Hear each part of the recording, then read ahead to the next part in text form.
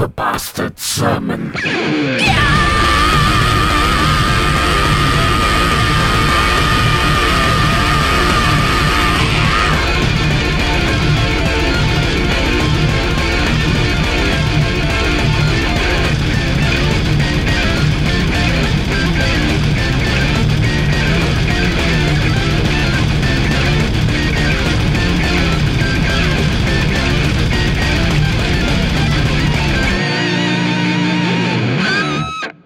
Welcome to another episode of The Bastard Sermon. This is one of your three hosts, Cody Hucker. Patrick Seta. And Luke Young. And today we've got on Mike Dunn and James Howell from the tattoo company Pike Tattoo down in Cold Springs, Kentucky. Give it up, motherfuckers. Woo!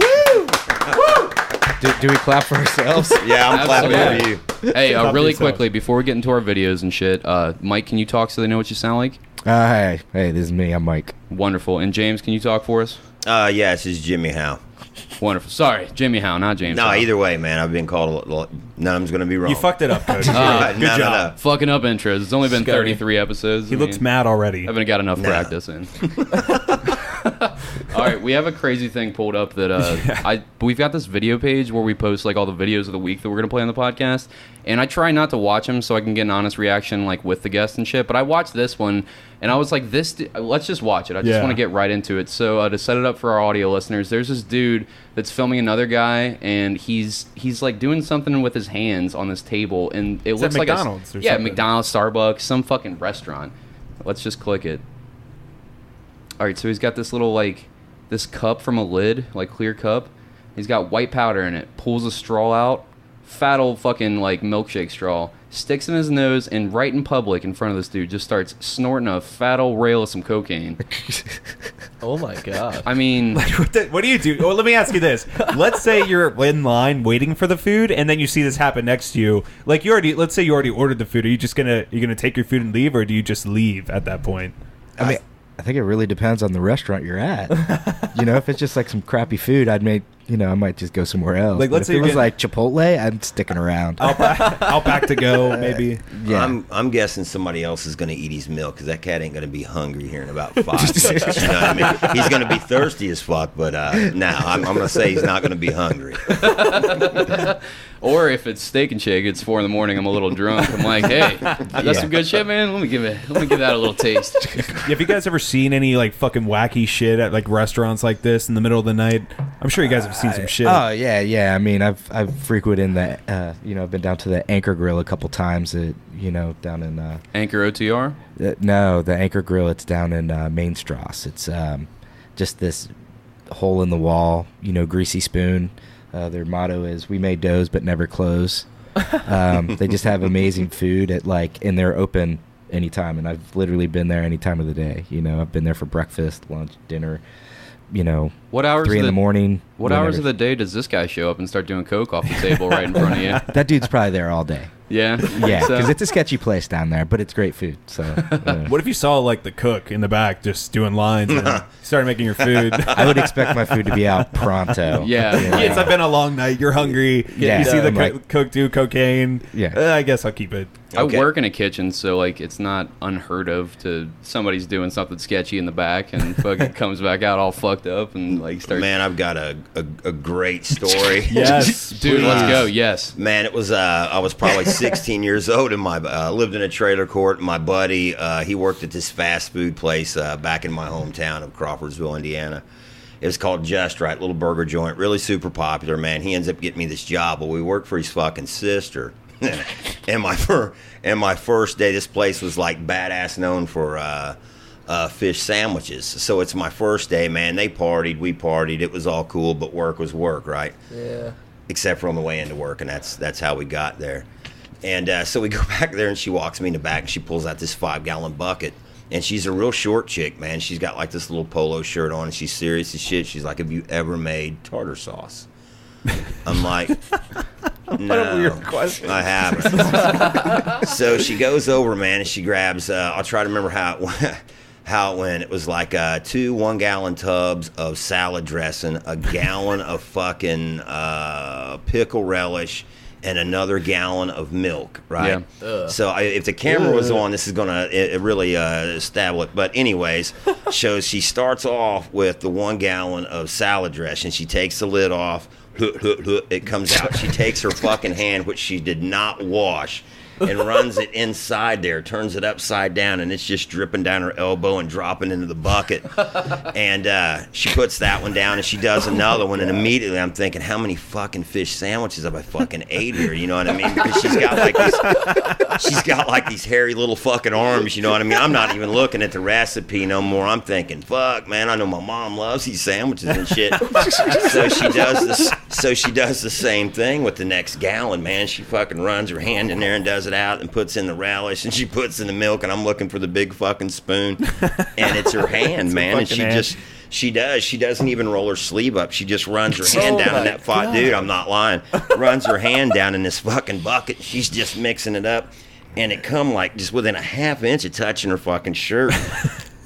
And I never even knew any restaurant needed this much fucking tartar sauce. And she looks at me, and swear to you, when she gets done, she takes her hand, she wraps around her arm and just kind of wrings the rest of it off and cleans it off and flicks it in the bucket. And she's like, "You got it?" And I'm like, "Fuck yeah, man." So, yeah, I made it exactly like she made it. No fucking spoon. And Didn't wash your hands. Fuck Bare no, arms inside man. the fucking salad dressing You take a container. shit before damage you is go. done. Yeah. And damage is when I got done. home that night, I literally called everybody that I knew and was like, "Hey, man, don't eat the fucking tartar sauce." I don't blame you. I got fired from the same fucking place. I don't want to take this too far off tangent, but this is an go on. awesome job. Do No, it. yeah, keep it So, going. This is a good one. So you used to be able to eat there for like $1 a day, right? And they had this sandwich called the Super J. It was a big-ass fucking bun, but their barbecue was killer. But their barbecue was more expensive, so they put it on a littler bun. And me and Terry would get like really, really high, man, and he would make stuff, and so he's gonna make these Super J's up, and I'm gonna go up and make us a couple fucking milkshakes, right?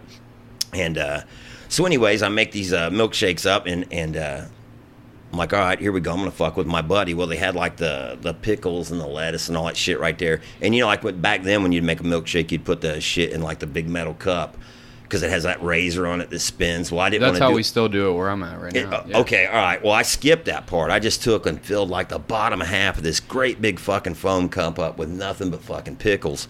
Then I put the ice cream on top of it, man, and I'm watching that thing so it don't spit these pickles back up to the top. Right now, we're high. We went out and got high. You're freaking out, probably. Yeah, so I got to make fucking French fries, right? So I set these 2 fucking milkshakes. One of them's his. It's loaded with fucking pickles, and I set them down on the corner of the table. And I turn around and make these French fries. When I turn back and look, these fucking things are gone. A server took him to a table or some shit? No, man. His sister was working the drive-thru and sent those bitches right out the drive-thru. And I'm like, and so I tell her, I'm like, "Hey, Kathy, where'd those 2 milkshakes go?" And she's got the fucking intercom, man. She's all fucking, and she's like, "The 2 fucking Cokes?" And I'm like, "Yeah." So I wasn't going to tell her, man, 'cause she was going to flip the fuck out, and maybe somebody might think it was funny, but it didn't work out that way.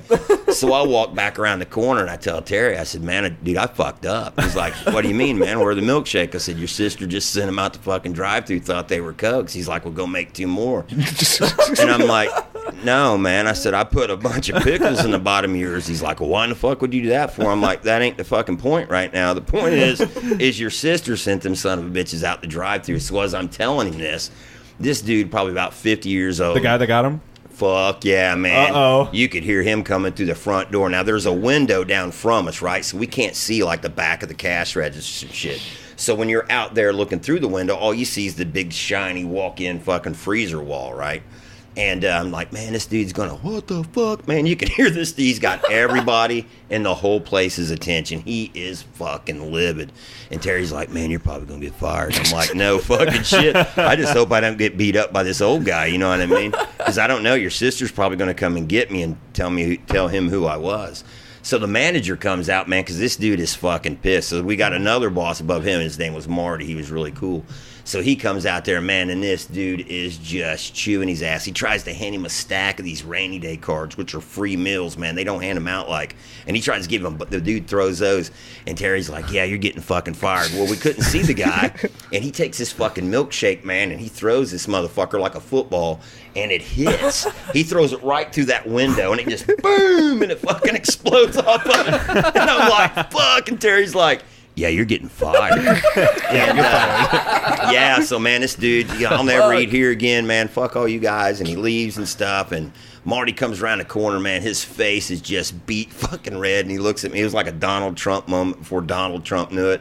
He's like, who put the fucking pickles in the milkshake? I'm like, you're fired. So I ended up seeing the dude about 2 months later, because we were good until that point.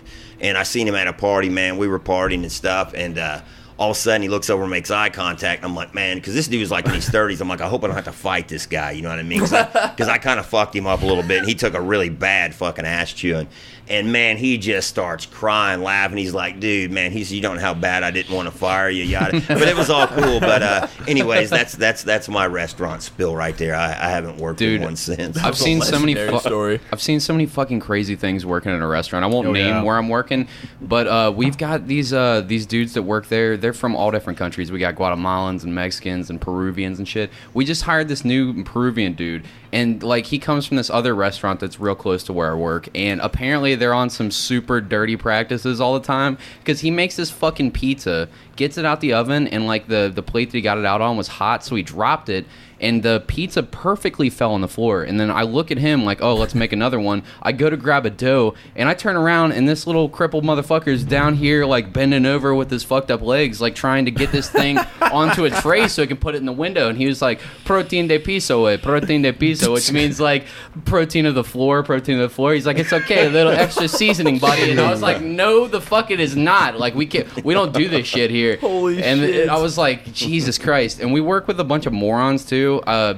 know you guys work at a tattoo shop, so you might have like a similar hazing process for like new people that come in there, especially if they're dumb, or if like you want to just see if like they can hang. I don't know. I don't want to make any implications. You just got to see if they can hang. You know what I mean? There isn't usually like a hazing for new people unless they're fucking morons, in which case I gotta fuck with him a little bit, you know what I mean? And I'm sure you guys have been in the same boat. Oh, yeah. But I've got this kid in here that he's 21, and he comes in. I'm trying to show him the new menu. He can't learn anything.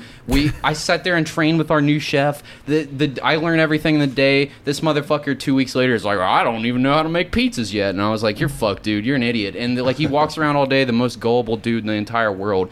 And we just realized that he's a moron and he can't figure shit out. He's a good dude. He's a hard worker, but he's a fucking idiot. So we just fuck with him constantly. Damn. So I come in on a busy ass Saturday. He's out there trying to work Expo. Expo, for people who don't know, is where we expedite the food. We get it out of the window as fast as possible. This kid's over here with the real Expo guy, and they've delegated him to run Expo because we don't trust him in the kitchen on a busy fucking Saturday, fucking up sandwiches and burgers and having shit come back. So it's like, you're a glorified food runner today, buddy. Like, you can work on a slow night. So he's back there. All the dudes are up front, like sitting there fucking talking their bullshit, and I was like, I see an opportunity. And I walked straight up to the line with a completely straight face right next in front of these dudes, and I look over the counter and I was like, Johnny, listen to me right now, it's really important. Epo just started working here. That's the name of the other dude, the dude that was trying to pick shit up off the floor and serve it to people.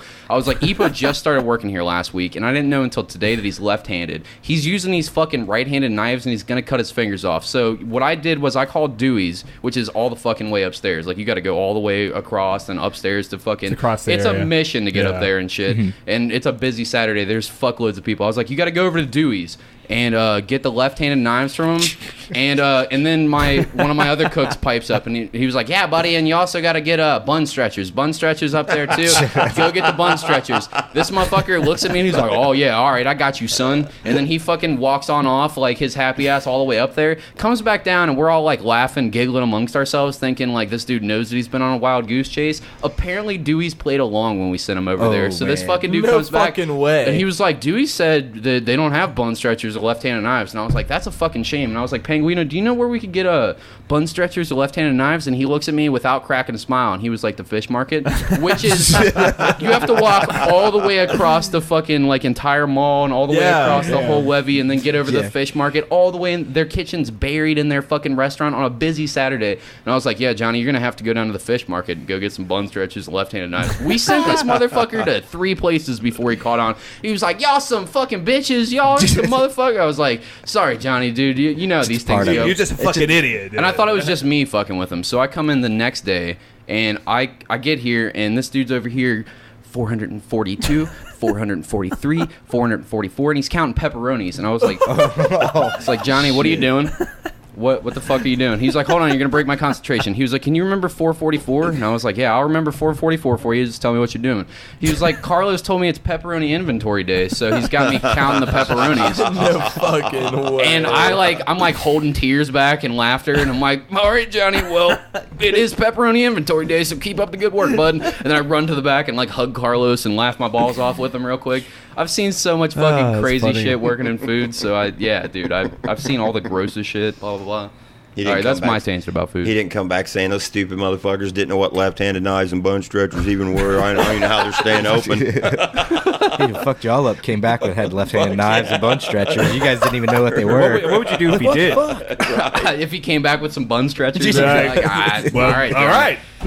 Good job, Johnny. Mission accomplished. But all right, That's all you'd say. And then You wouldn't would have use had them. to admit you're an idiot amongst yourselves. we fucked with him so hard. My GM fucks with him all day long. But on that note, though, have you guys ever done anything like that? Allegedly, Yeah, I mean, you especially with like apprentices or stuff like that, like you definitely fuck with them. What's you the have to. go-to fuck with prank? Because in kitchens, tap it's always 'em. like left-handed knives and bun stretchers. I think it really depends on the person, and you know, like you know, so we really don't like. I mean, we're just kind of a smart ass to her. Yeah. You know, we wouldn't. I definitely don't say things like, because I have a friend of mine that I wouldn't say he apprenticed. He just helped us out for like a couple years. You know, just kind of worked the front for us. He was like our desk person. You know, where I mean, The tattoo bitch? I'm just kidding. Yeah, he totally was. We called him. I mean, he had so many nicknames. It was like but it was like Snack Patrol. You know, we like Hey, Snack Patrol. Well, Hey, it came- Some Starbucks. Cheetos, boy. But I mean, movie references are a lot of like, I don't know. I like a lot of movies. It's like I'm retarded with everything else but that. Like I can remember that shit. So Snack Patrol came from Semi-Pro with Will Ferrell. He plays a basketball player. Oh, yeah. He's like, Such a "Paul." good fucking He's like, movie. Paul, you're on Snack Patrol. You know, and that's where it came from. So our friend Nick became Snack Patrol. He was also Big Gay Nick. Whenever we would order food, like from Chipotle or like restaurants around, we'd always put it under, you know, Big Gay Nick, so that he would have to order it. You know, he'd have to Big call Gay him. Nick? Big Yeah. Gay Nick, for or- Big Gay Nick? Yeah, and then, That's gonna walk up and get it. yeah, but he got hazed pretty bad. I mean, we had a friend of ours like call him one time and pretend he was like this gay guy, and that he had gotten his number. You know, he thought he had gotten this number from this dude in this bar, and he thought it was his number, but we knew all along it wasn't. You know, that it was our friend Nick. And right, just- you set him up. Right, and so our friend Brian just kept calling him, and he's like, "Look, you know, oh, I thought you were so and so from the bar."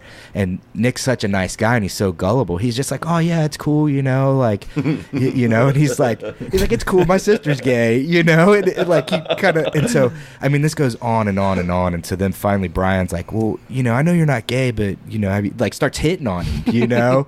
And he just, I don't know like- you're not gay, but have you ever tried a little dick and ketchup? I mean, Yeah. ketchup will make anything delicious. Yeah, he's like, Catch you him by know, the dick and suck it. that's right, you know. I mean, and everybody knows it's not gay if you're listening to Slayer. So, You don't gotta be a dick about it. Fuck yes. so you know, I mean, just it was funny. And then at one point, you know, Brian's like, "Hey, dude, I found out where you work. I'm gonna come visit you at work." And Nick's just like, and we have video of all this and all this like. Yeah, that was pretty bad because that actually went on for months. And Nick had a pretty unique job outside of that. Oh yeah, Nick. Like, what do you mean? What kind of sounds like he cleaned out porta potties barehanded or No. something. A little bit worse than that. He Worse than he that? Still, I mean, he picks up dead bodies. What? I had an uncle that did that when he was in Yeah. jail to get time off or whatever. Like they would have him be the there was like a body porter essentially is what Yeah. they called it. Yeah. And What? he would go and pick up like crime scene people or whatever. Yeah. Is They that take- what he did? What the fuck kind of No, job is that, no, dude? his, I mean, someone's got to do it, but in a van. In a van, his family. Not his, even like a special van. Just they a wear fucking uniforms or van. some shit. No. It's so crazy because he would drive. We called it the body van. It was just this old busted ass like minivan that you would see like. Bro, what did it fucking smell Yeah, like? you wrote in Dude, this? yeah, fuck yeah, dude. You're like, fuck yeah, this is awesome. well, dude, it smelled like death. Like Yeah, I this don't is know, awesome. like And not he- like decomp, but just the air smelled like super stale. What's death smell like God. to you? Just Like, stale. Just Stale? kind of. I don't know how else to explain. It doesn't matter It's how just- many air fresheners you put inside of it. It doesn't matter how much Febreze Yeah, you spray. There's always just going to be yeah. that mustiness. It's like and a rust, like a rotten like It's not egg like- or something. so- No, I don't know how. It's just kind of. It's weird. I mean, he it's brought weird. him to the shop sometimes. He brought Not dead like- people to the shop? He Not never like- he never brought him to the shop, but he always had gurneys in the Right, back right, and like yeah. body bags. Yeah. And one day we rolled one into the shop and my buddy little Aaron got in it and we zipped him up and stuff. That's Just- really fucked up. That's Yeah. morbid. I would love that shit. Yeah. But I mean, Nick's family. I mean, they have a business and Yeah. now they have a crematory, and you know, he was kind of. I think he wanted to get into the tattoo industry and kind of hung out, you know, to see if it was something that he could do, and because he was just he'd been doing that for a long time. He's also a really talented musician. He's in a local band, like rock and roll band. And he's Shout doing him out. well. What's the band? It's called the Motel Faces. So Yeah, really they're badass. just Shout like, out. Yeah. yeah, Shout they're out, just check like 'em out. like a really good like rock and roll band, and I mean, if you were to see this dude, you would be like, no way, this dude's a front man for a band. Like he's just like and I love this dude to death, but Yes. he's just like this big goofy ass looking dude. Yeah. But He is just stupid talented. Yeah, just a good front man. Like Yeah. it's weird. He can like turn it off and on. You know, like, and then during the day he like carts around dead bodies, and then Did you ever see one? Be honest. I mean, no, not from him. I mean, I've seen a dead body before, but never like, nah. Like, there's certain laws and stuff like. Cause trust me, I fucking asked, but you know, Can I go on a ride along and shit? Yeah, I'm Yeah, like, you dude, mind if I tag along? bring us a finger or something, you know. But nothing, cause you know, my buddy Aaron's. I mean, he's a pretty morbid dude, you know, and Yeah. so I mean, we would always ask like, dude, what's the craziest thing you've seen, you know? And he'd be like, dude, he's picked up bodies where like, you know, an old lady, like I know there was one, she was like a hoarder, and she passed away, and her family, she'd laid there for like a couple weeks, and when they finally found the body underneath all the trash, like when he went to pick her up, he picked her up and her face fell off. Dude, I have Like a just story. stuff like that. I said this once in the podcast before, but it just makes me think of it. I have a friend that basically he was a paramedic and he quit over this particular time. Mm-hmm. There was this hoarder situation of some lady who was morbidly obese. She was seizing on her couch. Her son and her had this big argument where he would never clean, and he was like 30-something years old. She was older as well, but he would never clean, so that since they were hoarders, this lady never left her couch for 3 years. Yeah. So there's like this like layer of sludge on the ground everywhere, and that's where Probably piss. feces and piss. Yeah. And it's horrible. So since she hasn't moved, that's she pisses and shits herself all day. So she was seizing because when they went up to her and walked through all this sludge and all this dirty house, and like the son's like, oh, I don't know what the fuck's going on. She's just being a fucking asshole. They go up to her and they see that her back is fused to the couch. So when they pull her out, it turns out the reason that she was seizing is because her kidney rotted outside of her body and fused to the couch and was just completely dying right there. So when they pulled her off, her whole back fell apart. out. And Yeah. you could see her spine, her organs, all that shit. she'd die Horrible. right then and there? Oh, she was dead as fuck. You don't Yeah. survive that. Yeah. So he quit after that. She Can you became some imagine- sort of like fungus tree person that Yeah. bought to a couch. What do you mean? Tree person. Like Like, how fucking do you- Jack like- Sparrow or What kind of pain Davy was she Jones in? ship. Oh my god. What'd you say, Mike? She would have had to have been in some kind of pain. Couch. Yeah, for sure. Oh, fucking for You sure. know, She like just, what kind of? I mean, she was a tough ass bitch sitting through She like her doing- kidney rotting out of her back. She was like- probably doing drugs or something fucked up. I mean, there's no way you just sit there and let your body rot apart and like you're not on something or you're like And you're severely stubborn. mentally. Yeah. No, it's No mental shit, you're illness. I mental for mean, sure. it's Mental got to ill. be a mental illness. I For mean, you're not sure. going to sit like that if you're not. If there's something, you're off balance. If something, you know. If you let yourself fuse to a fucking couch, like there's your It's like a and you're stubborn just shitting argument and they pissing had. yourself. It was a stubborn argument that her and her son had, and they didn't speak at all. And so she's like, "Well, I'm not going to clean. If you're not going to clean, then I'm not going to fucking move from this spot." That's what he told me. There's no way it's that simple. No, they're both fucking Obviously, crazy it's way people. deeper than that. What the fuck? They're hoarders and all this shit. They Yeah. let shit and Oh sludge my build God. up on the ground. What have you guys ever been in a hoarder's house? You ever Yes. seen any of this I've, horrible I've stuff? I've definitely seen some stuff. What's the nastiest place you guys ever been to? My best friend's lady's mom's house or whatever. Didn't so he I live won't there for a name little him. bit? So he had to live there when his first child was being born because he had just gotten kicked out of his mom's apartment. He's like 18 or whatever and shit, and fucking like had to find his own place to live. Was just finding like his first job as an adult and shit, and like trying to get his life on track before he got his first apartment. And she was one of those hoarders that like you had the pathway. You could get to the kitchen, to the fucking stairs, and you could get to the couch. But everything else to the ceiling was boxes, and she would go to yard sales every single fucking day. She would have animals everywhere in the house, like traditional, like there's probably 10 dead cats somewhere underneath a fucking couch somewhere. They would live upstairs. There was 9 litter boxes in this room. Ugh. Toxoplasmosis is probably everywhere. Yeah. The girl's pregnant, like fucking the baby's in there, and he was like, I gotta get the fuck out of here now. I'm Fuck. like, this is a detriment to my baby's health. Like, we gotta get the fuck out of here. He was like, I don't have any money, but I'm just gonna figure out a way to get an apartment. And figured it out after that. He's doing great now, but like, he was like stressing the fuck out. Every time I would come over there, he's like nearly in tears because I'm looking at what he's living in, and it's just like everything is just like damp and wet and soggy. Like the air is, I don't know how to describe. Like the air is soggy and musty and like fucking gross, like boxes. Mildewy She's and- got 19 Sega Genesises and no fucking Sega games, and like she's going to yard sales and buying like tattered bedbug ridden fucking card tables for no reason, stacking them up. She was like, I could make some good money off this. I could fucking, and it was like, Yeah, no, one day not when you're dead, not maybe. letting all your animals Oh. piss all over it and shit all over it and keep it inside your fucking house. And then she lost the house and all of the possessions. So like her big money making scheme or whatever, I'm doing big air quotes. Where did you ever do anything other than waste a bunch of money and probably make yourself super unhealthy? And ruin a house. Yeah, Well, that's ruin mental it. illness. It's crazy how much that shit will just ruin a house. Yeah, dude. They can condemn the house and bulldoze it over. Well, because Yeah. there could just be bugs living inside of there, and there Yeah. could be fucking animals shitting and pissing, and then moisture gets there, it never gets clean. There's just dust buildup, and then fucking mold starts happening, and like as soon as you got black mold in the house, it's over. It's And then you done. turn into a couch person. yeah, exactly. Get fused Couch to a person. We couch. figured it out. That's how it happens. Yeah, that's how it happens, you know. So let me ask you guys this question. And this is a question I used to ask other people when they on our earlier episodes. So let's say ghosts are real. All right. They look just like you, or You whatever. son of a Or bitch. would you say they look just like you? Would you say that if a ghost is real, hypothetically, if it's real, would you say that the ghost is going to look just like you when you die? Okay, I thought you were going to a different one. How are we gonna No, get I there? know where he's going with it. He's just Do they look? don't take you this mean- too Yeah, seriously. it's not. You don't have to think too deep First about thought it. on So your head. I'm Like if you died, would you look just like yourself when you like in your ghost form? I would say yeah. Sure. Like if a child dies, it's going to be a child ghost. If it's an old person, it's an old person ghost. No, Pat, it's going to be a dog ghost if a child If it's a- dies. Of Yeah, I course. would- I would Think ass- I would- logically. So would let's think say so. there's a morbidly obese person Yeah. and it dies. Like, do you think there's fat ghosts?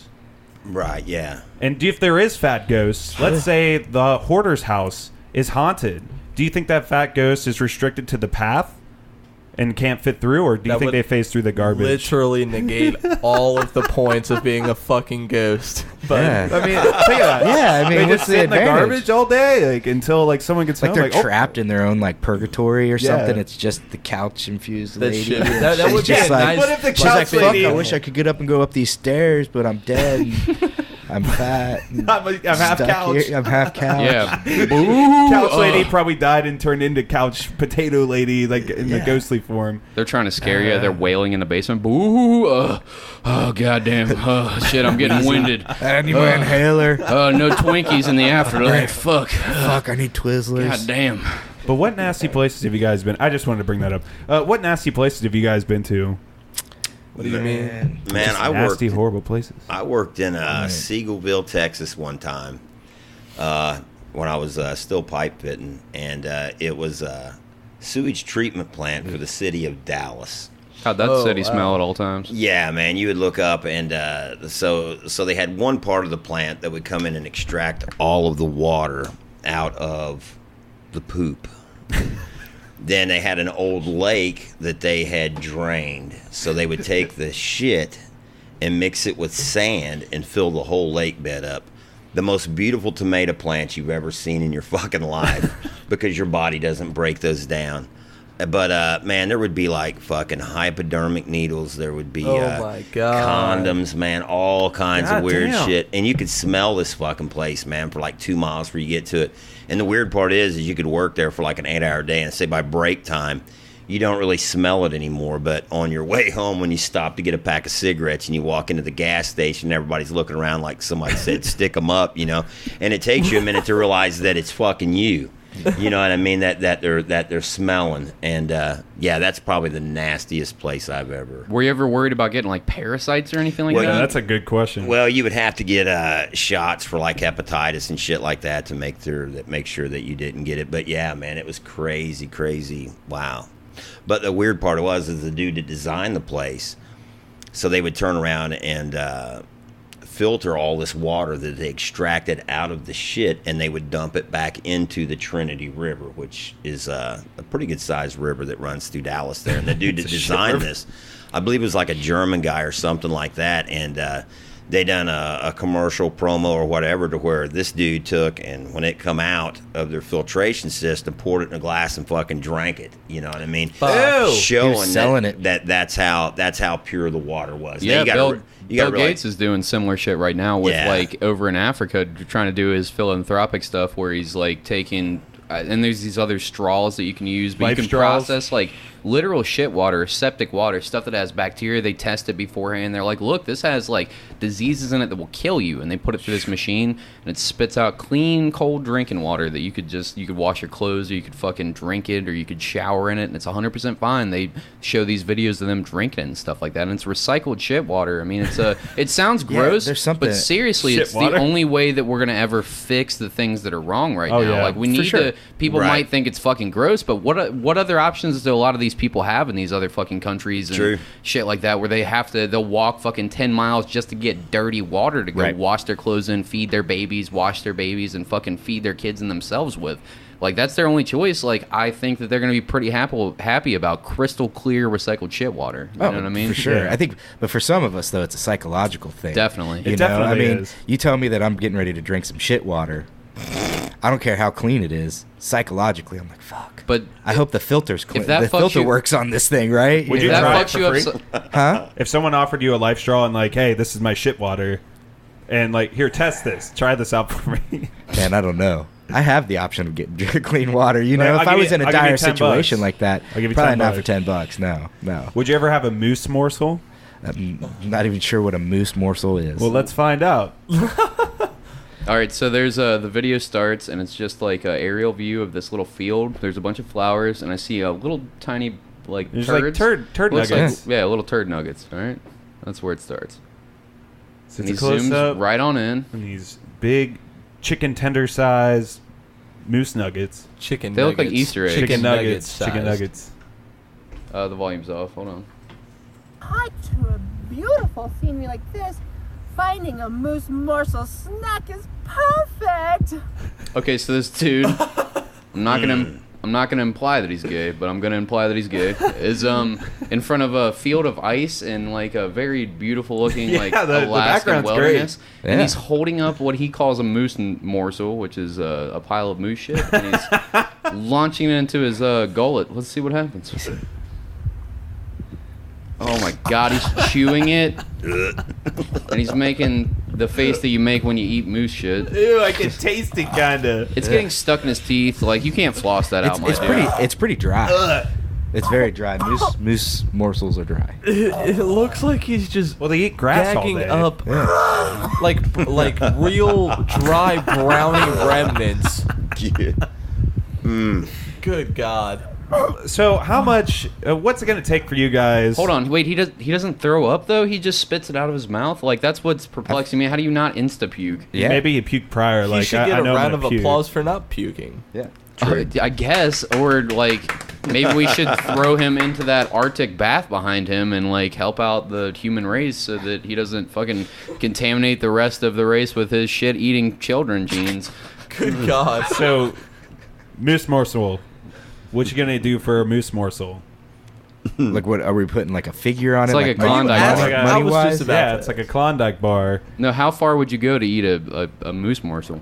I'm not eating that thing, you know. Come on, man. Give me Doesn't some it- money. life or death. I'm going to refer back to a conversation, not trying to switch the conversation, but yeah, I would put that up there with just like I'm not eating ass. So we okay. The You wouldn't eat ass? the wanna last get into couple this. No. the last couple days at the shop, we've had a poll, and Soap even posted it, I believe, on the Facebooks. She did. She had a about poll going. who eats ass and who doesn't eat ass. I want to get into this so She bad. actually Let's get calls into them no because I'm dry and vanilla.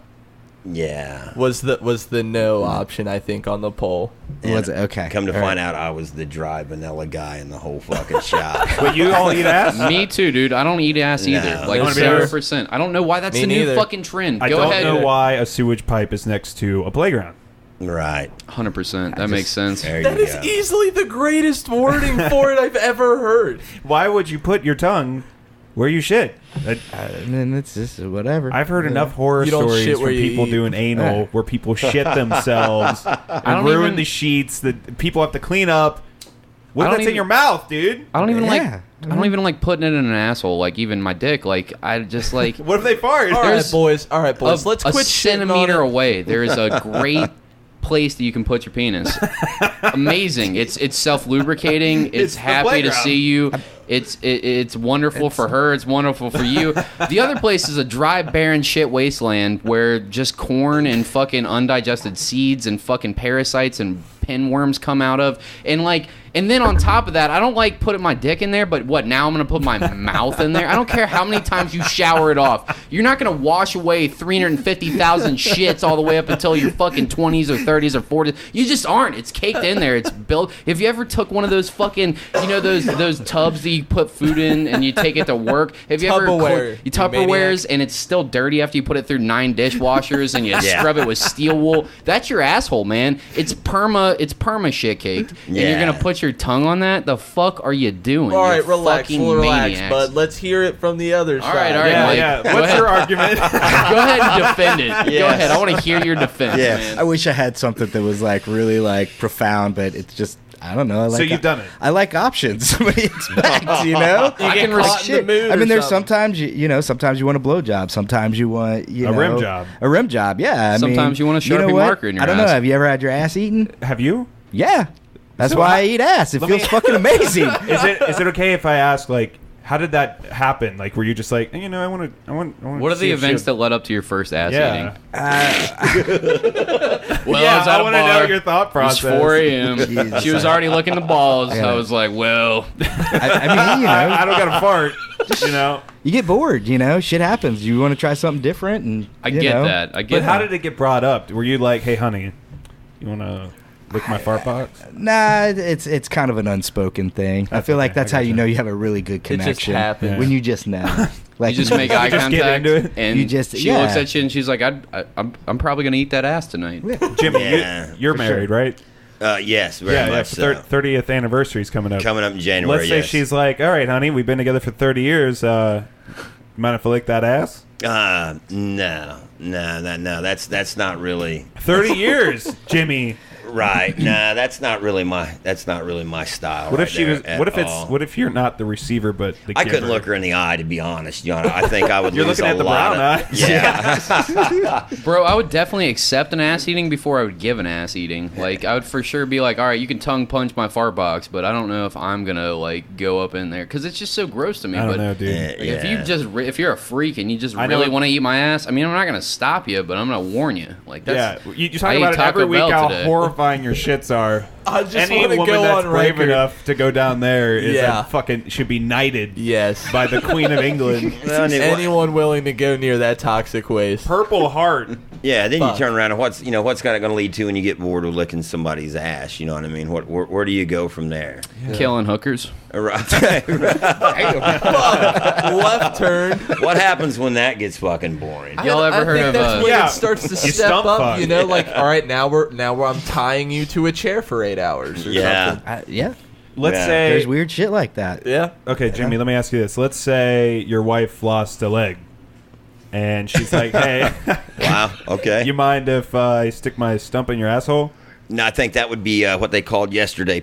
Ironically, her nickname would be Peggy, and I think that would be called pegging.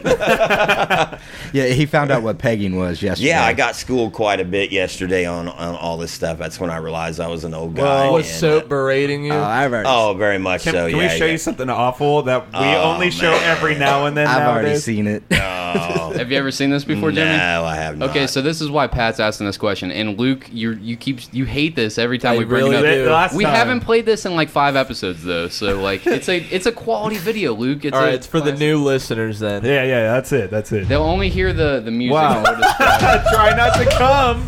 Oh, try your best, Goddamn boys. You advertisements on won't last porn 5 websites minutes now. playing these games. I'm back. All right, you guys, if you're a listener of our show frequently, you already know about this bit. Yeah, you but know about this so it's horrible, like horrible it looks thing. very. I'm gonna go late 70s, early 80s. Look at the And title. the girls in like what were we gonna say, Mike? Do you know who the actress is? No, I don't Do know you? anything about you. Yeah. Hold on, you're gonna educate us right now. Oh my Yeah. God! Mike, that's you why we set brought this this video shit up for up. us. Private Thank eye, dude. Okay, so I like weird stuff. You know, not that I'm like some Have you like, masturbated to this before? No. But I like weird stuff. Are you gonna judge I him like if to you watch did? weird stuff, you know, and I like to know about weird stuff. So I believe this actress's name is Longjean Silver. And during like the 70s in like New York, like it was crazy with like porn and peep shows and stuff like that. And so whenever there was like, this was kind of a big deal just because she was an amputee, you know. So it's not that, you know, I'm Not to blow the punchline. Mike. How far did you Jimmy have to hasn't dig seen it. to get this information? Title's right there, bud. But does it have her name there? It doesn't. It doesn't. Man, are It those- just says amputee shoving her stump up a guy's ass. We've Yes. all I seen bet this you if before. you look in the Here. comments. And then it All says, right. just when you think you've seen it all. All right. What were you gonna say? Are those blisters? Oh, right there on their leg. They could Then be, go or up a they little just. higher to the right of the. It could there be a you large go. zit. Yeah. Dude. Okay. That Okay. looks dangerous. I'd rather have. I her didn't even stump. notice Let's see. You ready for this? I think it's just shitty VHS quality. Yeah. The song. so long. You have to at least give it up for the song. It starts off pretty standard with a blowjob, and then she gets a toothpaste tube full of lube and starts lubing up her stump leg. Fuck, dude. What makes a man is it the power in his hands? Wow. Is it his quest for glory? Give it all you got to fight to the top. Good God. So we It's can really know getting in the there. story. Now you're a man. A man. I'm more interested in music. Who's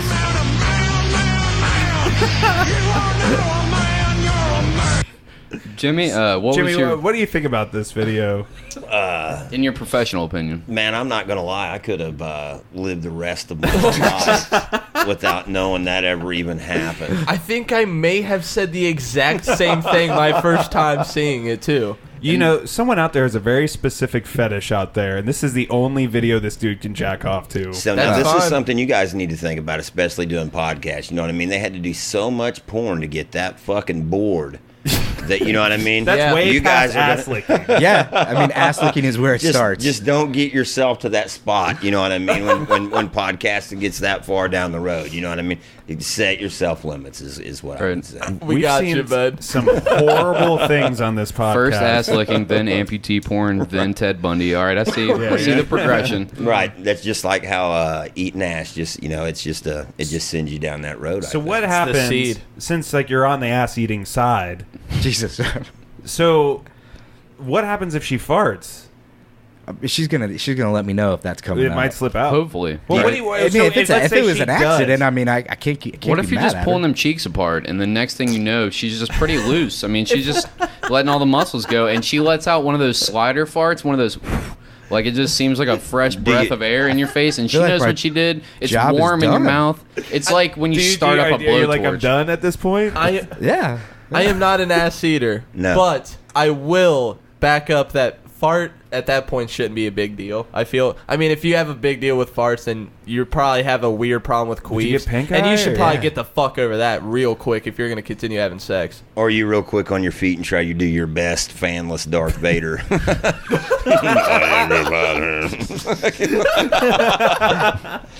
Or do you do it like a shotgun, like when you're smoking weed? You know, you fucking take that motherfucker in, run around to the front of the bed, and be like, Right to her mouth.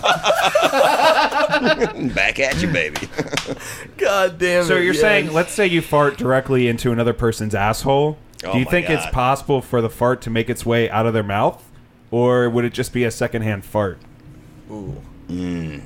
We're asking a deep cutting questions in the bathroom. Yeah, tonight. I'm looking too far through the peephole right here for my comfortability. You know what I mean? The people. I don't know. Too deep into the pee I think it'd hole. be a secondhand fart. Secondhand fart? I don't think your fart could push all the way back through your system, like in South Park, where they shove food up their ass and poop out of their mouth.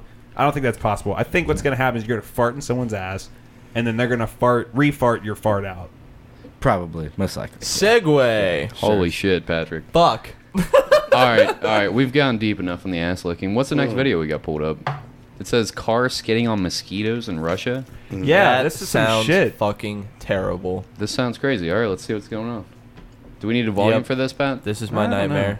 Okay, so Wow. the video starts and they're just looking at this like SUV and it's fucking swarmed with mosquitoes like everywhere. Every single inch of every light is covered. They're in all the tires. They're up underneath the fucking Makes me bumper. itchy just looking at it. The dude. ground is so covered, it's like there's. Wow. It's Looks been like- sleeting. Like Yeah. straight Drifting, malaria, yeah. dude. Straight malaria. Is that really all mosquito Yeah, though? Like dude. there's not even a little snow? Who the fuck is In ballsy Russia? enough to stand outside and just fucking film this? fuck You yes, need a- snow in Russia, you maniac. Hazmat suit to go fucking outside. I went to the beach one time in Florida, and I swear to God, there was a mosquito kingdom out there. Oh yeah, I got My- fucked up recently. Going My there. dad was trying to get me to go to this, where we were trying to get to this beach that was not covered, like or not covered in people or whatever, and it wasn't. He was like, "Oh, I think we found a beach or whatever." This is like MapQuest days and shit, and he's looking it up on the hotel computer, and then fucking writes the directions down on a pad of paper, and then fucking gets the big ass book out with the maps in it, and he's trying to like follow it with the MapQuest directions. And we get to this beach that's all like closed down and shit. We grab our fucking coolers and our blankets, and we go walking down, and as soon as we hit our feet into the sand from the parking lot, it was like all these things just scattered from the fucking ground and the bushes around us, and we're swarmed. And he was like, maybe if we get down by the fucking water, which is probably like I don't know, like a football field the fuck away, we were like, it'll be fine. So we get down to the water, and they're like, you could see like eggs just all up in the fucking tides of the water. I was like, I didn't even know that they bred in salt water. Like and they're just- mayflies or something. yeah, dude, it was disgusting. They fleas or fucking some shit? swarmed us. I'm getting eaten to death, and every time I get bit by a mosquito, I get like these big fucking giant, Same. incredible sized lumps and shit. It's all fucked, man. Like, yeah, I've seen a couple things like that. Have you guys ever been swarmed by mosquitoes? Oh, Man, yeah. Bugs? I killed one in Arkansas one time. It was so big it had 2 wood ticks on it. Are What you the fucking fuck? serious? I'm fucking with Oh god all damn, right. you're about to shatter my mind, bro. I was like, Say, what are you saying right now? fuck. Has a tick ever had experience with ticks? Yeah, they're bad. I got a buddy, man, that I used to I turkey hunt with him sometime, man, and he is, you've heard of a chick magnet. That dude is a fucking tick magnet. I mean, my God. Do you like red meat? Is that a trick question? I know, right? I love it. Like It's being my on fucking. here. It's one of the only things I eat. So listen to this article. Red meat allergies caused by tick bites are on the rise. There's a new tick in the United States that's spreading like rampantly. You get bit by it, and you can't eat red meat without like going into anaphylactic shock and shit like that. Oh, wow. What the fuck? And it just Yeah, what the wrecks you. fuck? Imagine getting forces bit by you that. to be a vegan. Fuck Dude. that guy. And it takes Yeah. forever to diagnose you on this particular thing because the substance or the symptoms are so strange.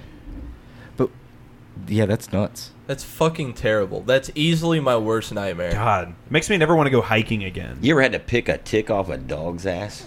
Can't Have you? say I mean, I've had Yes, to I take- have, man. We used to have coon dogs when I was a kid, man. I'm not kidding you. They'll get like this shell on the back of them. It looks like a big fucking lima bean. Fuck. And they'll get like this one was right on its asshole, man. And my dad's laughing, and I do not want to do it, but I got to. And I mean, I literally have to because he's not going to do it, but it's got to come off there. And I remember grabbing it, man, and you grab that big fucking bean looking thing and you pull it off, and it was just like a sack that come off of it. Then you had to go back in after the tick. It was Whenever I bad. took them off my dog, Maybe that's why I don't eat ass. I don't know. we didn't take them off like that because the tick's likely to throw up in the wound when you take it off like that, and it'll get infected. So what you do is you take a match and you burn it, burn and it you let off. it stick out while it's still hot. You put it on the back, and it releases it, and then you flick it off real Yeah, that fast. dog wouldn't have liked that at all. Imagine Well, if like doctors, right on his right on his dog asshole. Yeah. imagine if doctors still to this day still use ticks and leeches to help you with your like sickness. Thank sickness God and it's whatnot. not the 1500s anymore. God, isn't that crazy that people did that? Doing shit? like bloodletting and stuff like that. What's that? Bloodletting is where I guess they thought it was healthy for you to like cut yourself and like bleed out. That's how George Washington died. Is that really? Yeah, Really? He I've never heard got of real this. sick. He was riding his horse through his fields in Virginia for a while, and out in the rain for hours at a time, like trying to be a manly man and shit. And then he got real sick, and they thought that leech treatment and bloodletting treatment would make him like get the bad blood out of Yeah, him, so that right. new blood would grow. And they bloodlet him so much that he became super weak, and whatever the virus was, they assumed took over because he didn't have enough healthy blood inside of him to fight it off.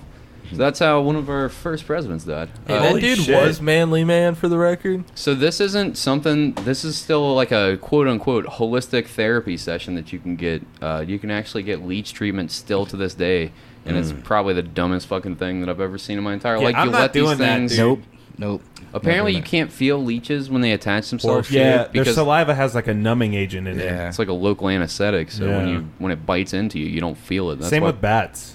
Really? Bats have the same thing. Yeah, That's most animals scary as can't fuck. feel. Well, I mean, I'm sure we could. We could probably feel the pressure of the rest of its wings and stuff laying on you.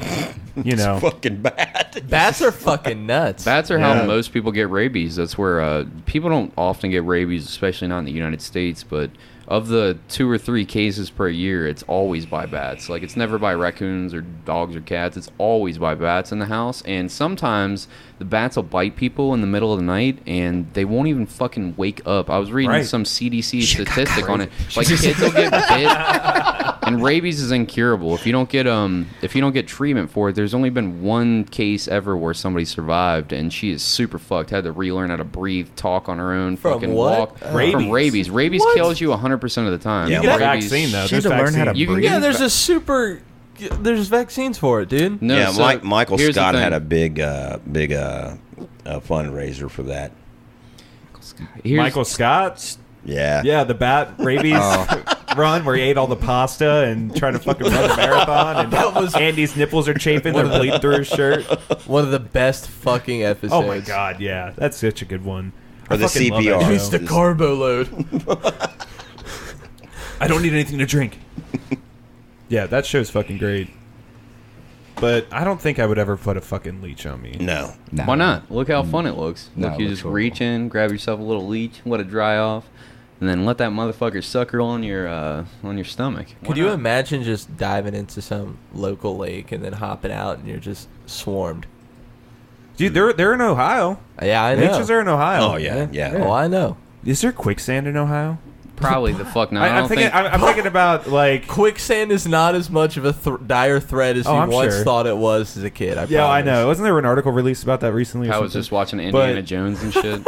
No, Fuck, I we hope should there's look no that up. quicksand nearby. Let me ask you this though: what are you gonna do when you know you fucking walking in the woods for some reason? You fucking slip in some quicksand. All right, you're gonna be glad that we talked about this in this podcast because you're gonna be like, oh fuck. I should have known. I wished I knew there was quicksand. I wouldn't have walked randomly in the woods. I don't think quicksand exists. In the forest. You're full of shit. You don't think quicksand's real? Quicksand absolutely exists, But it's not. in It the doesn't forest. work the way that they portrayed it in movies. You don't really slide into it. It's just hard to walk for a second. You get out of it. There's never pits of quicksand that you have to like fucking swim through and shit like that. Not like on Gilligan's Island and stuff. Gilligan's Island. Holy shit. Oh, dude. That island sounds like a What a nightmare. new reference. I mean, don't get too recent for our listeners. They might not have watched that yet and shit. Dude, Doc was able to make literally anything out of coconuts. Yeah. Oh, yes. He made a radio, It Yeah. didn't make Made a any radio sense. out of coconuts. but he couldn't fix a boat. Yeah. No. Yeah. He wanted to be on that island. Yeah.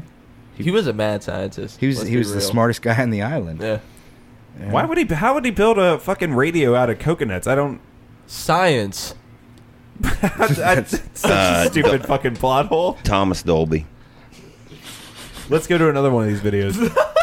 She blinded me with science. I'm an old guy on you again. Oh yeah. All right. What do you want to go to, Pat? Two dogs fucking. I got a great story about that right Yeah, there. let's All go. right. Cheers. Right Okay, here. so you was talking earlier about the hazing, man. I was working in Frankfort, Indiana. I was telling Soap this story the other day, and there's this big fucking Native American dude there, man. He was a giant. I mean, like 6'6". I mean, he's a big dude, big long hair. Did not really talk too much. And, man, I hadn't been pipe fitting very long, and we needed like a level or some shit. And they're like, hey, man, go ask Two Dogs.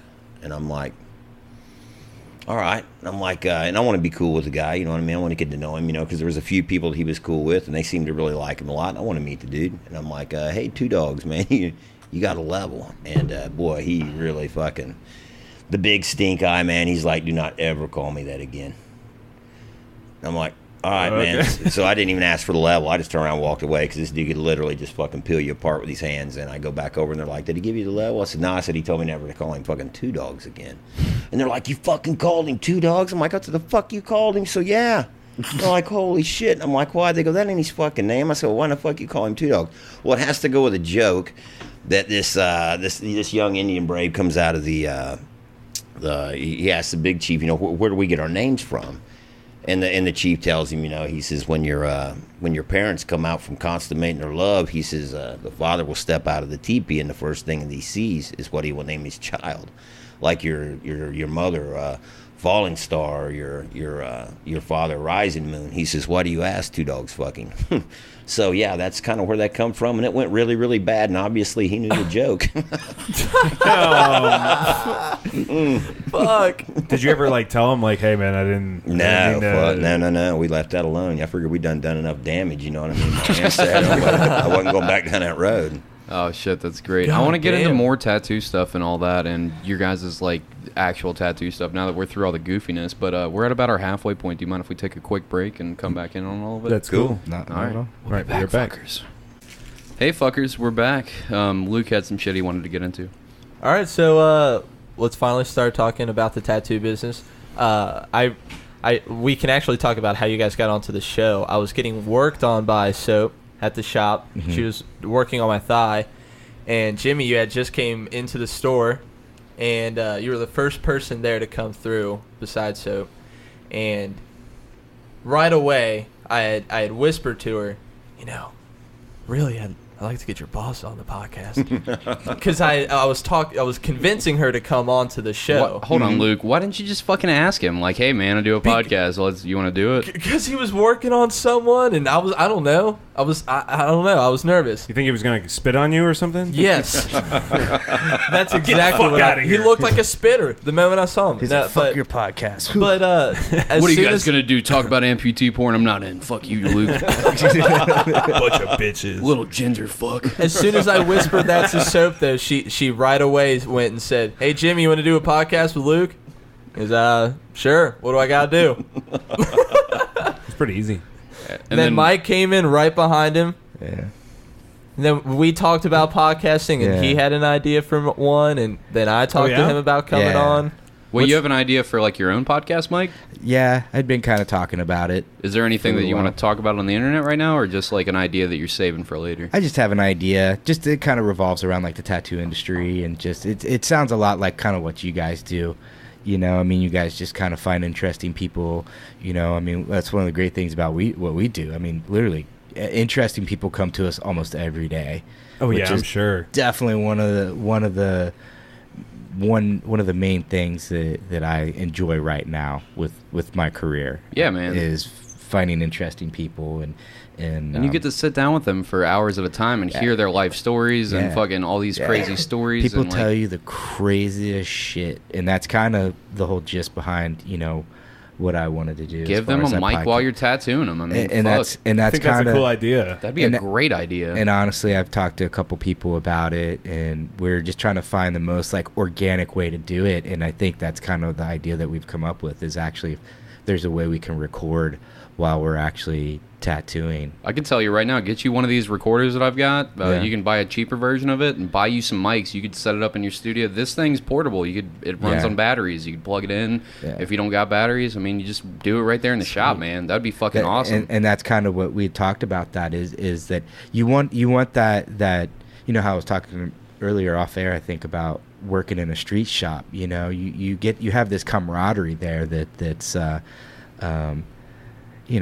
I don't know, it's a fun environment to be in, and I think because of that, people, if you have a good crew of people, man, people feel really welcome, and they will literally open up and tell you about everything.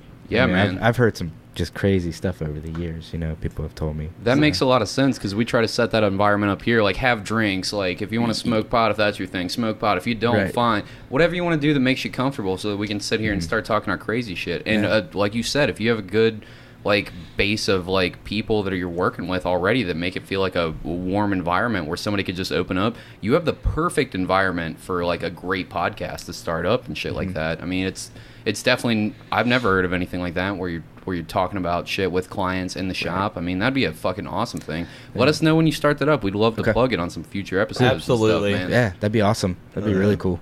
Dude. Cool. So you guys work up at Pike Tattoo, and how long have you? So Jimmy, you own the shop, and you're one of the tattoo artists there, right? And of course, Jimmy's also a tattoo artist. How long have you had this shop going, Jimmy? The Pike Tattoo Company is 5 years old now. We've been around for 5 years. That's awesome, man. And it's over in Cold Springs, Kentucky. Where's the address so that people can get to it? We're at 4135 Alexandria Pike.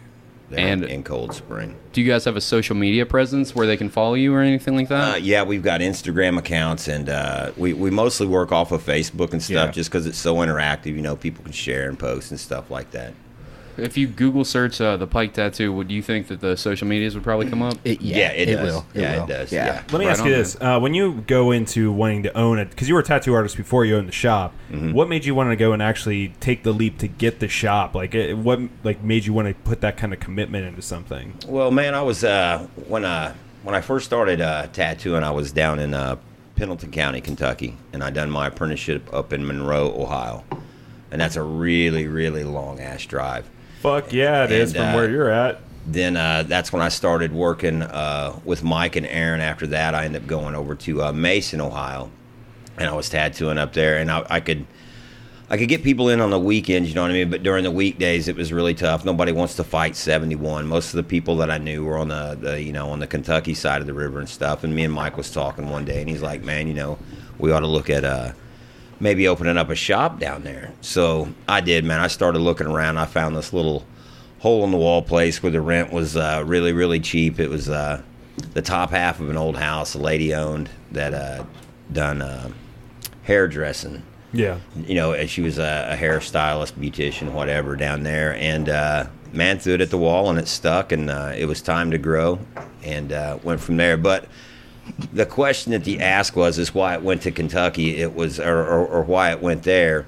It was, it was never about making money. It was never about being a shop owner. It was about being able to tattoo more frequently, and that was the bottom line. You know what I mean? I didn't want to tattoo steadily every Friday and Saturday. I wanted to tattoo 6-7 days a week, and man, and it's not to go on a big long spiel or anything, but man, it was a really, really long, hard hustle for 7-8 years. And I mean, to get the ownership of the place, man, just what I was doing, because like I say, man, I've been a pipe fitter for 28 years, so I had all that going on. I taught welding, you know, up at our apprenticeship school and stuff like that, then still turning around, you know what I mean, being a dad, being a husband, then trying to get this hustle on, you know what I mean. So it was like saying, it was the cool part of it was, man, it was just following my passion of tattooing, you know, because you got a lot of people that judge, you know, like say I was older when I got into tattooing, you know, so you had a lot of people, it's like, no, you know, they don't want to invest that kind of time. You already got a 9-to-5 grind. They don't want, you know what I mean? And it was like, it's one of them to where I get where they're coming from. I would probably be that way too, but it still wasn't going to stop my game. You know what I mean? No matter what I had to do, I was going to do it. And that's what I've done. And man, I learned a lot of really super shitty lessons starting off as far as who you invest in, as far as people that you're tattooing with and stuff like that, you know. And I was, you know, not to try to jump off of a deep end, but Michael and I was talking about it the other day. Go into the deep end, man. That's what we want. Well, the deep end is you know, pipe fitness served me really, really well. Like I say, my wife and I, we've been married almost 30 years. We've got 6 boys. We've been to high school together, and you look up and we're starting to come out of that now. You know, our boys are grown and this and that, and I don't know, man. Like I say, you know, I collected tattoos. I love tattooing, and I just knew that's the way I wanted to go. And man, like I say, and just kept following it really hard. Wasn't gonna. If there was anything negative about me tattooing, I just, you know, I heard it, but I wasn't listening to it.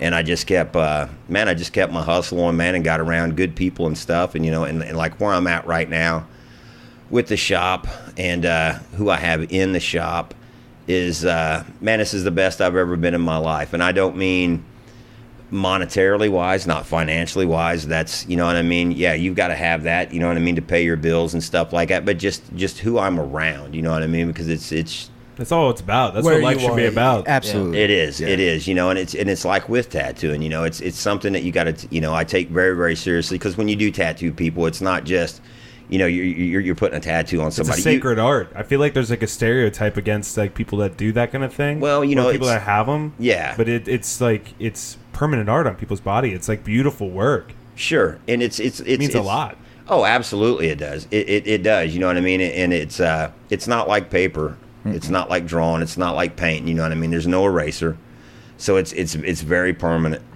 And also, you know, like we was talking before, when you tattoo somebody, man, you've made a connection with that person for life. You know what I mean? For life, and you want that to be a good experience. And if you look at a lot of our reviews and stuff, man, we do great tattoos, but we don't treat people like assholes. You know, we realize that your time is just as valuable as our time, you know, because we got people to take time off of work. Mm-hmm. So they're missing out on that money to spend money. You know what I mean?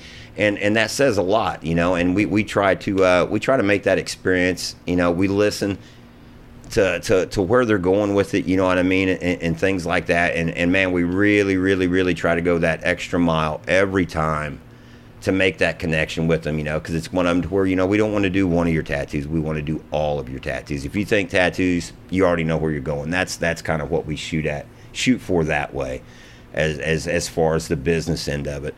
But, you know, and it is a family, you know what I mean? It's like, you know, on your 9-to-5 grind, if you think about it, you actually end up spending more time with people at work than you do at home, you know Absolutely. what I mean? And it's not like a different home, you know, to where you turn around, you know, you got a beef with your kid, your wife, or whatever, you know, you can kind of go in the other room, you know what I mean, and do whatever. No, you've got to look at these guys every day, you know what I mean? You're in close quarters and stuff like that right there, and it's got to be that way. And it teaches you how to figure shit out real fast too. Oh, it yeah. teaches you that you have to start squashing this shit, or like Yes, figure it out. If yes. this person's a detriment to my business, I got to get them out of here. Exactly. Or if it's something that's stupid, I can step back and look at it and be like, okay, maybe I'm wrong or maybe he's wrong, but maybe we can come to some middle ground and figure it out. Because I'm in the same situation, like high stress kitchen environment all the time. I mean, I don't want to keep comparing like a kitchen to a tattoo shop. Yeah. But I just feel like there's such a high level of like expectation. You got to get tickets out of the fucking window. You got to get that food up. It's got to look right. It's got to be perfect because people will bitch, complain. We'll get bad reviews. We got to make sure that we're on point with everything that we do. And if you have an issue with somebody, they're part of your fucking team and they're making sure that your business is running successfully. If they're not, if you have like one piece of dirt in the cogs of your, or the gears of your fucking machinery, it's not going to work as well. And you need to figure out what you need to do to clean that fucking dirt out, so to speak, or metaphorically speaking. Absolutely. And I mean, it teaches you real fast that you got to like work with these fucking people and you got to figure something out. Yes, absolutely. I agree. Yeah. As being someone who has been tattooed by someone who works there and being there, the shop's fantastic. And Thank you guys you. put off a Thank you. fantastic vibe. Thank you. Have you ever had any like shitty employees you guys have worked with that rent tattoos? 1,000, I'm sure. 'Cause I'm sure 1,000. I Man, love it's- hearing those stories. You don't have to say any names. You don't have Yeah. to. You don't have to You don't tell even- those stories. yeah, but I but- mean, I'm sure. I mean, you don't have to. I mean, it's like anything, you know. I mean, anywhere you work, I mean, you're gonna have your trials and tribulations. You're gonna work at places that you absolutely fucking despise, and you're gonna work for people that you just can't stand, you know. But the thing about it is, man, usually a tattoo shop is a very small environment.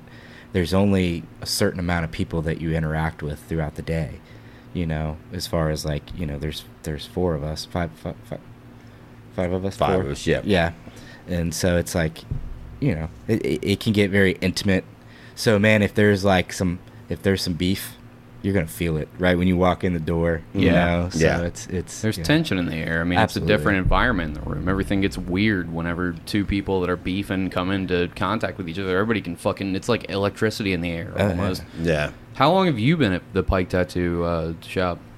Well, I started working there part time like a year ago. It was in August that I moved there. I was working 3 days there and then 3 days at the other place, and I think maybe like 6 months, 7 months I've been there full time.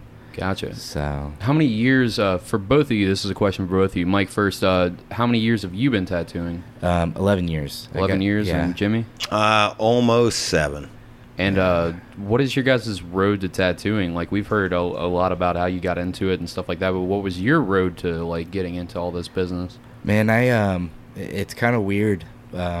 Growing up in high school and stuff, I was pretty big into like hardcore, punk, that kind of stuff. And with that, you know, obviously comes an attraction to tattoos. A lot of the bands you're listening to are heavily tattooed. So, of course, that's, you know, I started collecting tattoos at a very early age. I was always into art, kind of drawing and stuff like that. And, you know, I had kind of aspired to be a tattooer at that point, you know, but some advice was given to me, and it was to not follow that path, you know, and I didn't. So I got into tattooing late in life. Most people start in their early 20s. I started in my early 30s.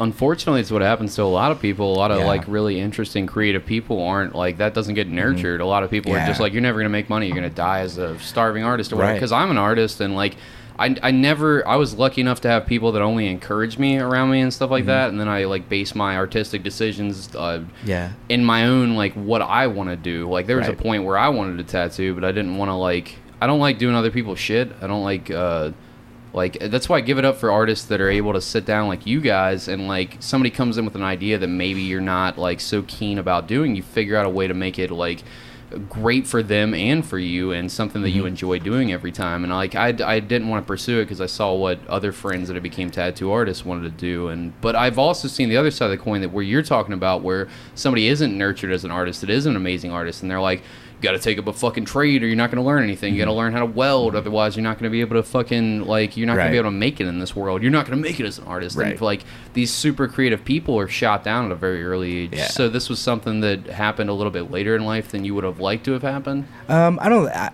You know, looking back now, I'm kind of glad it went the way it did, because I think if I would have had the opportunity at such an early age, I would have fucked it up. Right. I don't think I would have put the dedication that it needed to be. Needed to have to get, you know, like to have a successful career. You know, when you first learn, I mean, you can't do it half-assed. You can't do it part-time. If you do, you're not in it for the right reasons. You know, I mean, this is something that you You got to really have a want, burning passion for you it. really have to, because I mean, there's, you know, for as cool as it may seem, I mean, there's a lot of the downside that a lot of people don't really know. I mean, Like what? I don't have insurance. Oh, I do hear about that. One of my friends that tattoos me. I don't have a paid day off. I don't get sick pay. You got to pay a shit ton of taxes usually too, right? Yeah, you know, I mean, it sucks. The hours suck. You know, I love my job, but I hate the hours. You know, I got. You hearing this, bud?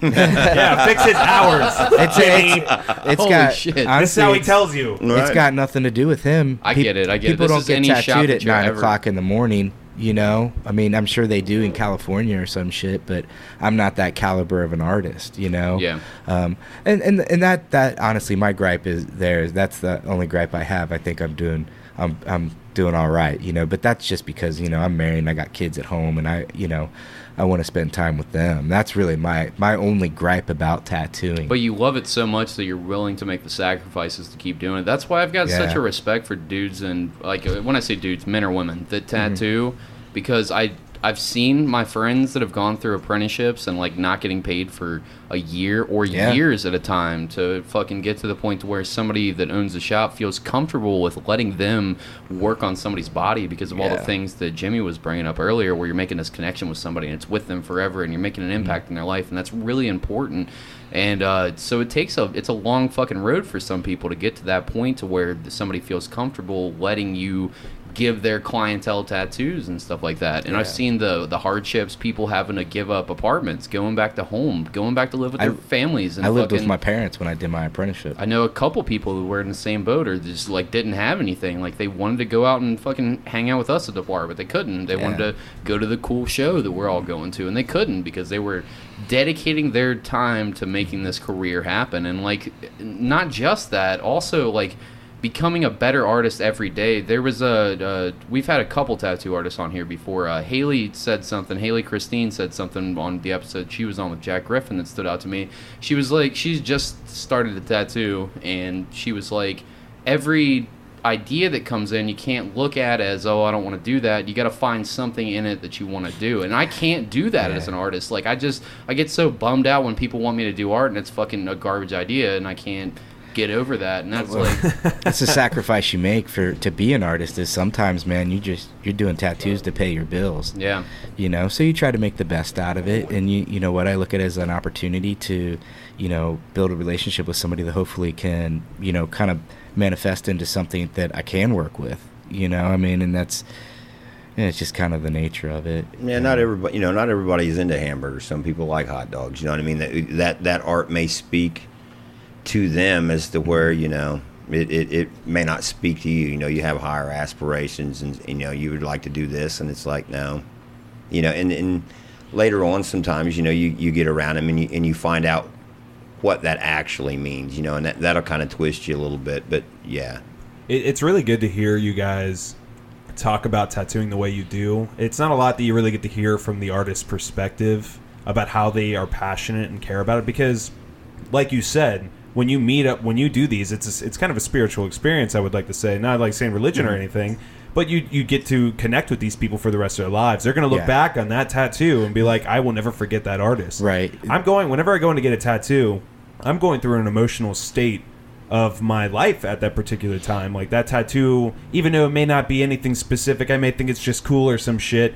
that tattoo means a lot to me at that time because of all the shit I went through. So having that artist that can portray that passion or that idea of how I'm feeling into the art and putting it on me, it's fucking crazy. It's kind of magical in a way, in a weird way. It's a lot of vulnerability, you know what I mean, and a lot of blind faith, especially if you're getting tattooed by somebody for the first time. You know what I mean? You don't know. It's a lot of trust. Yeah, you know, because I mean, there's some bad stigmatisms, I think, on tattooing that aren't necessarily true, but there are some that are. You know what I mean? You get some people that are junkies and things like that, where you look up and they're having to go out. I'm going to go take a break for a minute, you know, and you look up and they're, you know, that is not even remotely anything that we have to do with, but you hear about scratcher shit, dude. Oh, you hear about, man, we hear a lot of stuff, you know, people's experiences and stuff, and it's like, man, I don't get it. You know what I mean? I don't. I mean, if you come in there looking to get a tattoo from me, You know, and I'm sure everybody else in the shop feels that way, man. That's a really good feeling. You know what I mean? That it really is. You know, and you want to honor that. You know, somebody vouched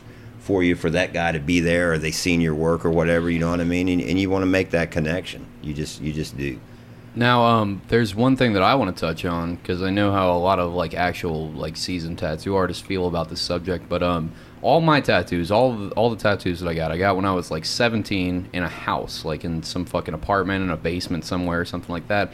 What are your guys' feelings on like house tats or scratchers, as they call them, people that tattoo out of homes and stuff like that? I'd love to hear this. Take it away, Jimmy. Man, I'll take it away right here. You know what I mean? And because you get a lot of them to where it's like, well, you know, if you don't do apprenticeship, man, ideally that's the perfect world. You know what I mean? You get hooked up with a badass tattooer, man, that digs you. You know what I mean? And he's just gonna show you everything he fucking knows and how to look at things and stuff. And that's not how mine went. You know, I started off in my house. Now, I didn't start off on people. You know what I mean? I started off on pigskin and everything else. And I had a lady that I got tattooed by quite a bit up in Joliet, Illinois, you know, and she kind of talked me through some things. But like I say, man, that wasn't stopping my grind. You know, it just wasn't. You know, I wouldn't advise it getting tattooed into a house, but who am I to tell somebody else not to do what the fuck I'm wanting to do? Right. You know what I mean? I can't do that. That's an interesting perspective, because I hear a lot of people are going to shit on what I'm saying. You know what I mean? I've had like some fuck nice that guy, tattoos, but and you know, I think they turned out pretty well for the ones that I got. Yeah. I agree with Jimmy. You know, I think it's a lot of times, you know, you have people that just don't know how to get into the industry, you know, and maybe they're young and they don't have a lot of tattoos, you know, so they don't know. They've never been introduced to it. You know, all they see now is you know, stuff on TV.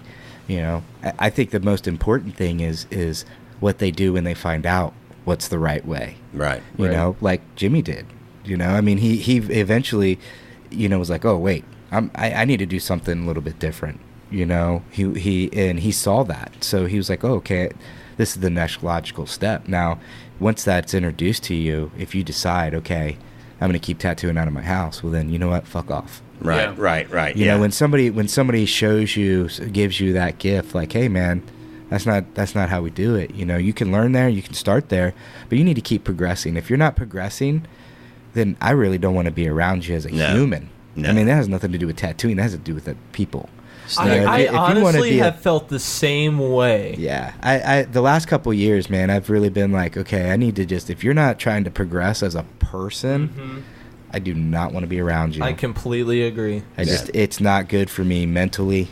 Stagnation's terrible for everybody. I mean, you should always want to push yourself to do a little bit more. I mean, I'm a lazy fuck and stuff like that, but I still always want to push myself in different, like, the things that I care about. Make my podcast a little bit better. Make my art a little bit better. You have some goals. Make my relationship with my family and my friends and my loved ones and whoever the girlfriend is and fucking whoever this is, like, people in my life. I always want to keep going. And when I, just like you, when you come across these people that sit in the same fucking place for 5 years and then it's 10 years and you're like, dude, what the fuck? I can't keep hanging out with you, man. I could talk to you on the internet. You gotta cut those toxic people out. 100%. Come in and go in your life all the time, but it doesn't mean like it's a bad thing. Yeah. You just live and learn. You gotta let go of those people. Cut loose ends. Get all the and if loose somebody fat. is perfectly happy, like where they're at in life, you know, I commend them for finding that. You know, but it's your life too. But you know, like, and if you're throwing negative vibes my way, you know, fuck off. Comfortability seems to turn into negativity a lot of times. It does. So, like, when people are comfortable,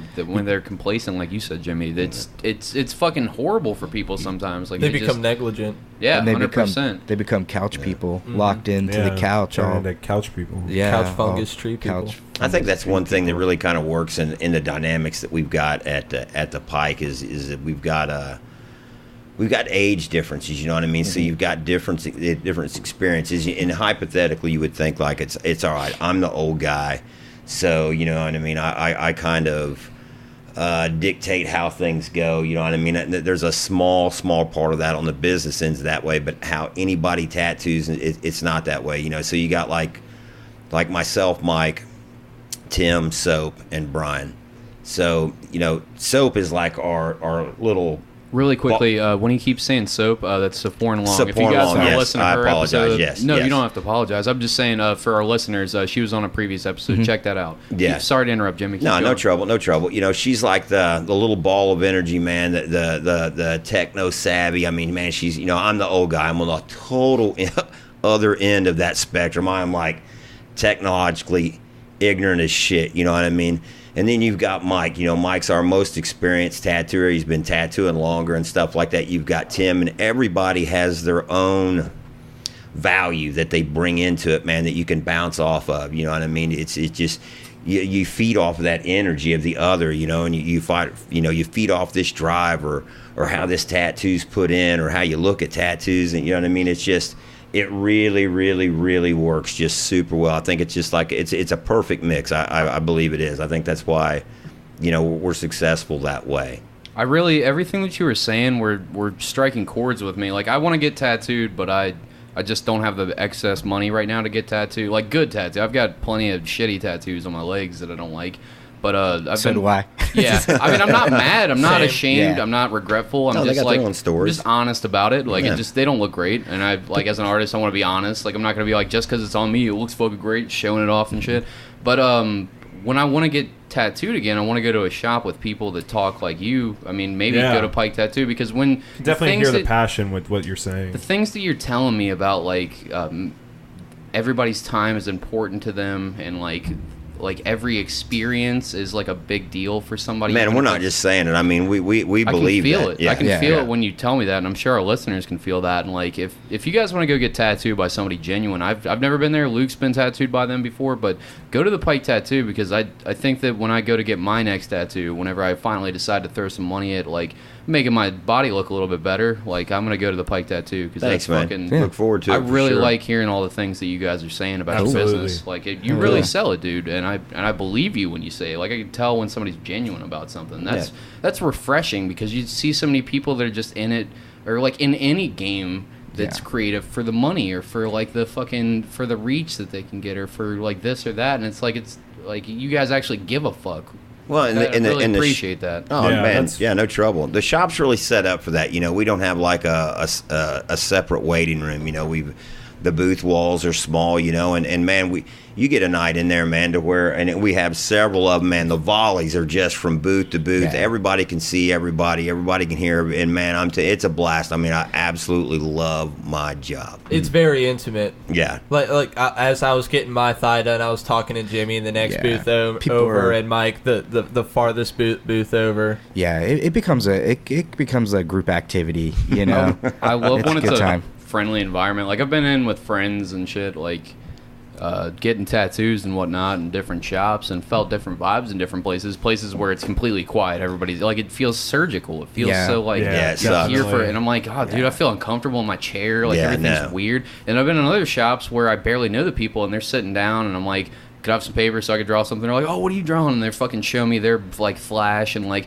they're telling me fucked up stories, and we're going outside smoking cigarettes together. I'm meeting new friends, and everything Yes. feels warm and comfortable. Yeah. I'm like, this is just a fun fucking place to hang Yeah. out. And from the way that you're telling me, that's what this seems like to me. It seems like there's always so much drama in a lot of these tattoo shops that I've come across, because I get tattooed by multiple different artists. So it's very, very refreshing to hear you guys talk about it. You guys really do sound like you care about your shit. Yeah. Absolutely. Now, I'm sorry, go ahead. No, go ahead. Not to disparage any of your clientele, and you guys have been working for a while, so not at this shop. It doesn't have to be at the Pike, or it doesn't have to be wherever you worked beforehand.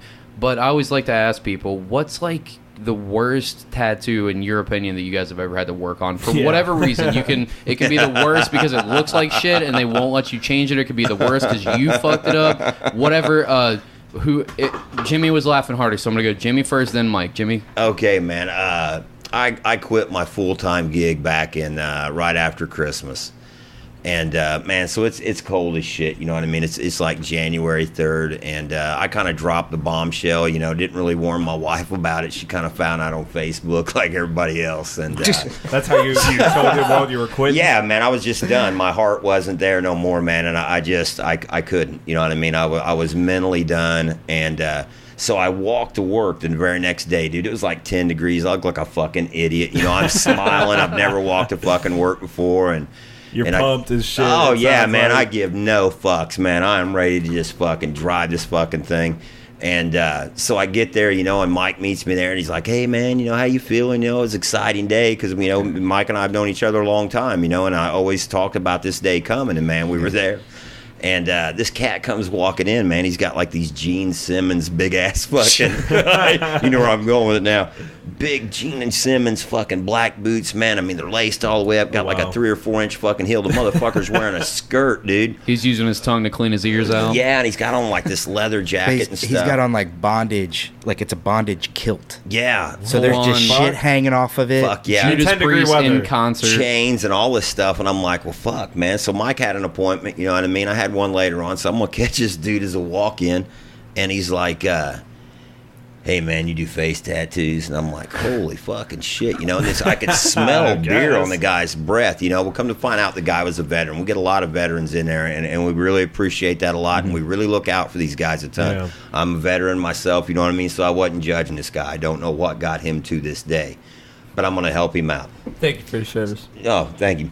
And so he's got a tattoo. It's a small tattoo on his cheek up by his eye, and he's wanting me to cover it. And he was in some kind of Scottish thing to where he was a dragon master and whatever it was, and he wanted to cover this small tattoo up with a dragon. And I'm like, all right, man. He goes, you're cash only? Like, yeah. He goes, I'm gonna walk across the street and get some money while you draw it up. I'm like, okay. So I go and draw it up. He comes back in. He went and got another fucking beer. And I'm like, man, you know what I mean? Now, I'm not that desperate to tattoo this guy, but I'm not going to turn around and just send him out walking in the fucking cold. You know what I mean? That wasn't cool. He's got a fucking kilt on. That's a veteran brother. You know what I mean? I'm going to look out for him and shit like that. So I put the stencil on. I'm tattooing him, and he's laying on his back, looking up at the ceiling, man. I'm tattooing for like maybe a minute, and fucking, man, his eyes close. And I'm like, all right, he's just kind of getting into his zone, And I said something to him. His name, we had the same name. And I'm like, man, everything cool? He's like, yeah, man, I'm good. Just go ahead and do what you're doing. I'm like, all right. So I tattoo him, and, man, it's probably about 10 minutes later, all of a sudden his eyes get really fucking big, and he looks up the ceiling, and he goes, where am I at? And I'm like, fuck. That's never what you want to say in the middle of a face you know what I mean? tattoo. So I don't know where this guy's going, you know what I mean? Like I say, I don't know where he's been, what he's experienced. So like I say, I'm not trying to judge him that way or anything. And I'm like, Jim, man, I said, you're in a tattoo shop getting a tattoo. He's like, all right, man, cool. And he closes these eyes again. What? And I'm like, yeah, it was really weird. It Yes. kind of creeped me out because I don't know if this dude's getting ready to jump up and we're getting ready to do battle. You know what I mean? I don't know. But I mean, as respectful as I can. Dude? No, not really, man. But I guarantee he would have been a fucking handful, man. You Yeah. could tell this cat had been through some shit. You know what I mean? I mean, he guarantee he had been. Were you in the shop with him when this happened, Mike? I was. So I watched this whole thing. Tell us Were you staring the whole everything time up to like, this what the point. fuck? From Yeah, your it was like perspective. I was pretty mesmerized. I mean, because this dude had on big headphones, kind of like the ones we're wearing, and just fucking blasting Judas Priest. Yes. like the whole time. yes. Just But he- let the Wow. rebel going in his ear. Yeah, and shit. like, and Yeah. I want to say like he may have been wearing like an Iron Maiden shirt. Yeah. but he had on like tall bondage boots with the and like Whoa. like leather, like just I mean decked like out. you But said this dude earlier, was the in his like BDSM thing. yeah, but this dude was like in his 60s because he Yeah, was in Vietnam. Yeah. Oh shit! Yeah. I didn't know he was Whoa. in his 60s. Yeah, he ain't a young guy, but no. Yeah, so right. it was just the most bizarre experience. And so at one point, you guys take a break, and I'm at the front counter, and I'm talking to a family.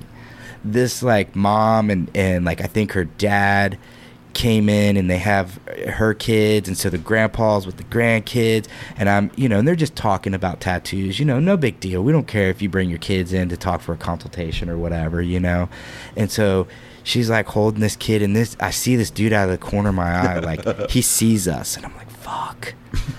Like, I mean, he's full up, got like a beer in his hand, and I see him, and he sees us. What kind of beer is it? Hold on, I want to It's in a bag. It's in a bag. Okay. So Four it's Loko. in a. I'm sorry, it's not a beer. It was just a. He's got it in the An hood adult koozie. beverage. Right, Yeah, yeah. it was an adult In beverage. the ghetto yeah. koozie. Yeah, and so I see that he sees us, and he starts walking this way, and I'm like, fuck, don't come over here.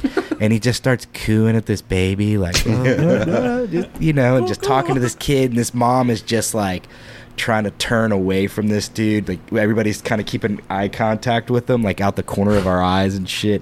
And eventually he just, he turned around, and he was pretty harmless, And he, but it was just an But he seemed like he could go off the rails at dude. any second. Oh no, dude, he gets way better. So Okay. I turn around. Yeah, we ain't even to the Oh, fucking yeah. punchline yet. Oh yeah, I can't wait. So he to the turns beat. around, and the dude Ubered, or he took a taxi to get there.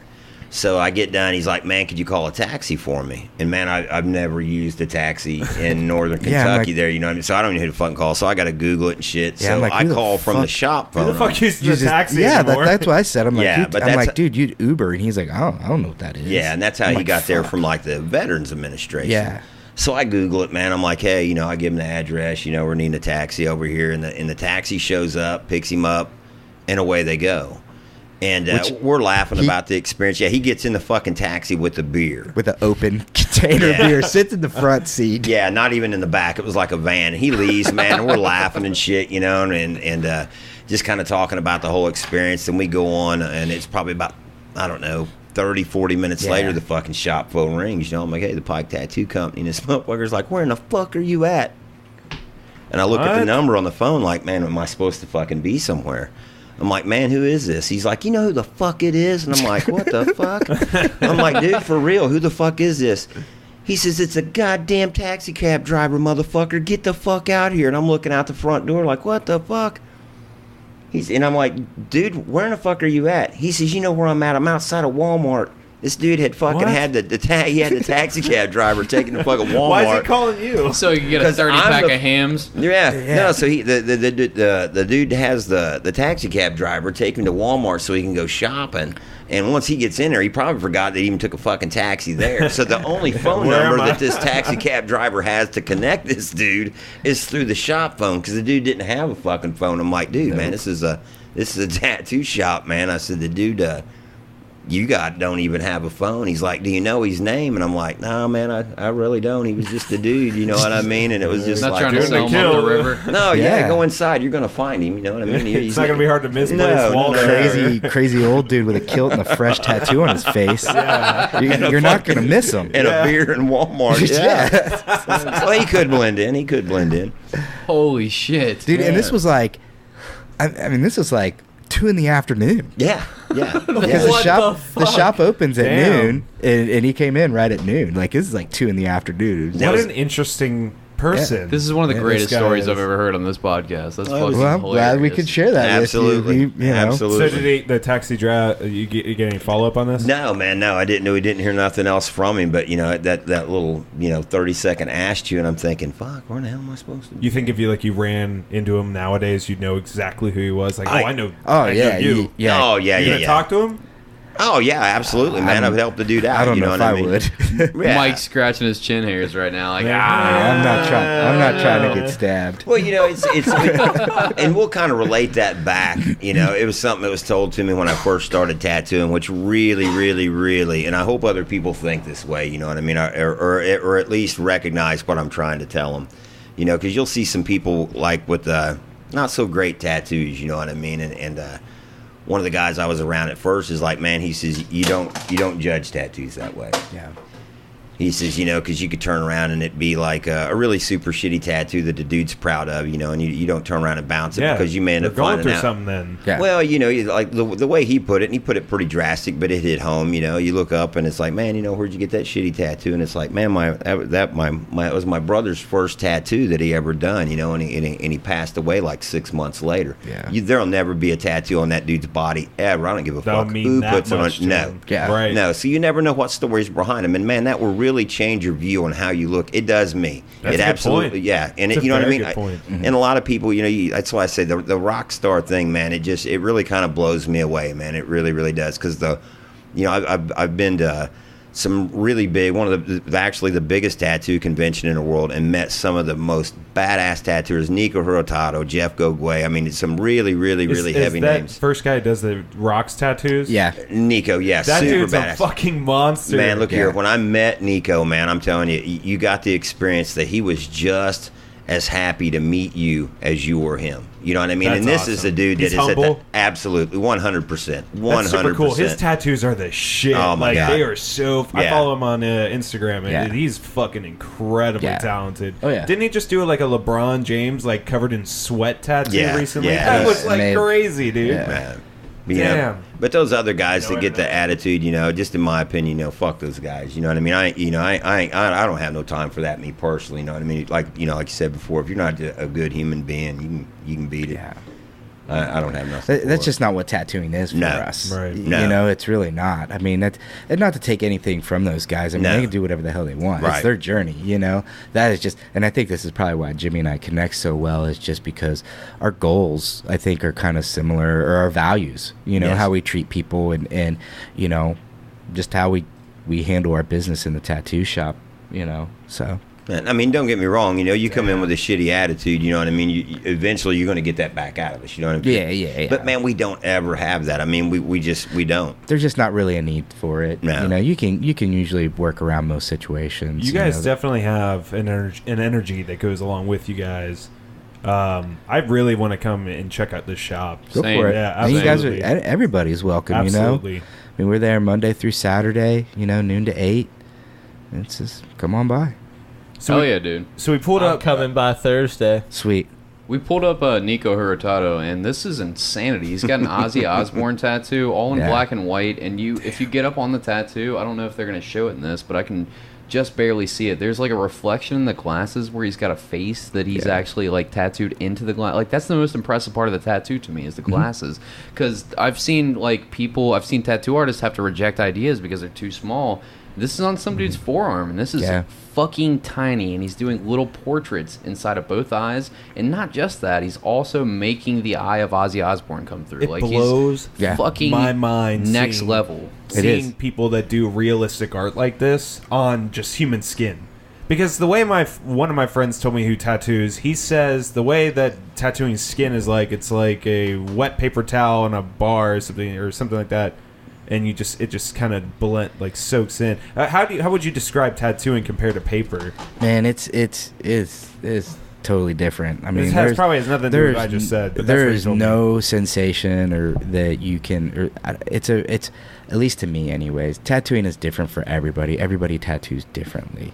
For me, it's just much more of a feeling. Like when you pull that line or whatever. Like I know if it's in the skin, whether before I even wipe it, you're so focused that you almost get like hypersensitive. Probably getting almost. like a catatonic state, kind of like You you just get almost- so sucked into it. You do, you know, you really, really, really can, especially on larger pieces, you know, and you're kind of getting the zone, like the music's just right, the atmosphere is just right, like you got a good client that just can fucking sit and just, you know, it's a very, like, it's almost therapeutic at times. There's times where I'm having sure. just a fucking shitty morning, you know, and you can get to work and like get super, you know, focused on your tattoo, and when you're done, you're just like, fuck, I feel way, way better. Man, I bet. And Yeah. your canvases are always the same. You know, my skin's going to tattoo different than your skin, and your skin, and your skin, you know, just by age and everything else. Then it even changes, like, from the outside of the arm to the inside of the arm, the upper arm to the lower arm, the ribs to the leg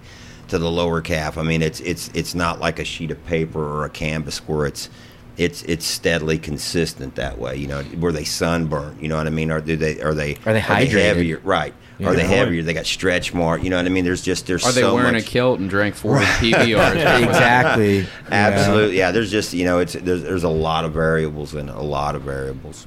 Let me ask you guys this, and be honest. Have you ever fucked up a tattoo? Yeah. Oh, absolutely. Yeah. What do you do in that? I don't know a situation? tattooer that hasn't. A part of learning how to be a good tattooer Trial and error. is putting a poker face on and selling that bitch.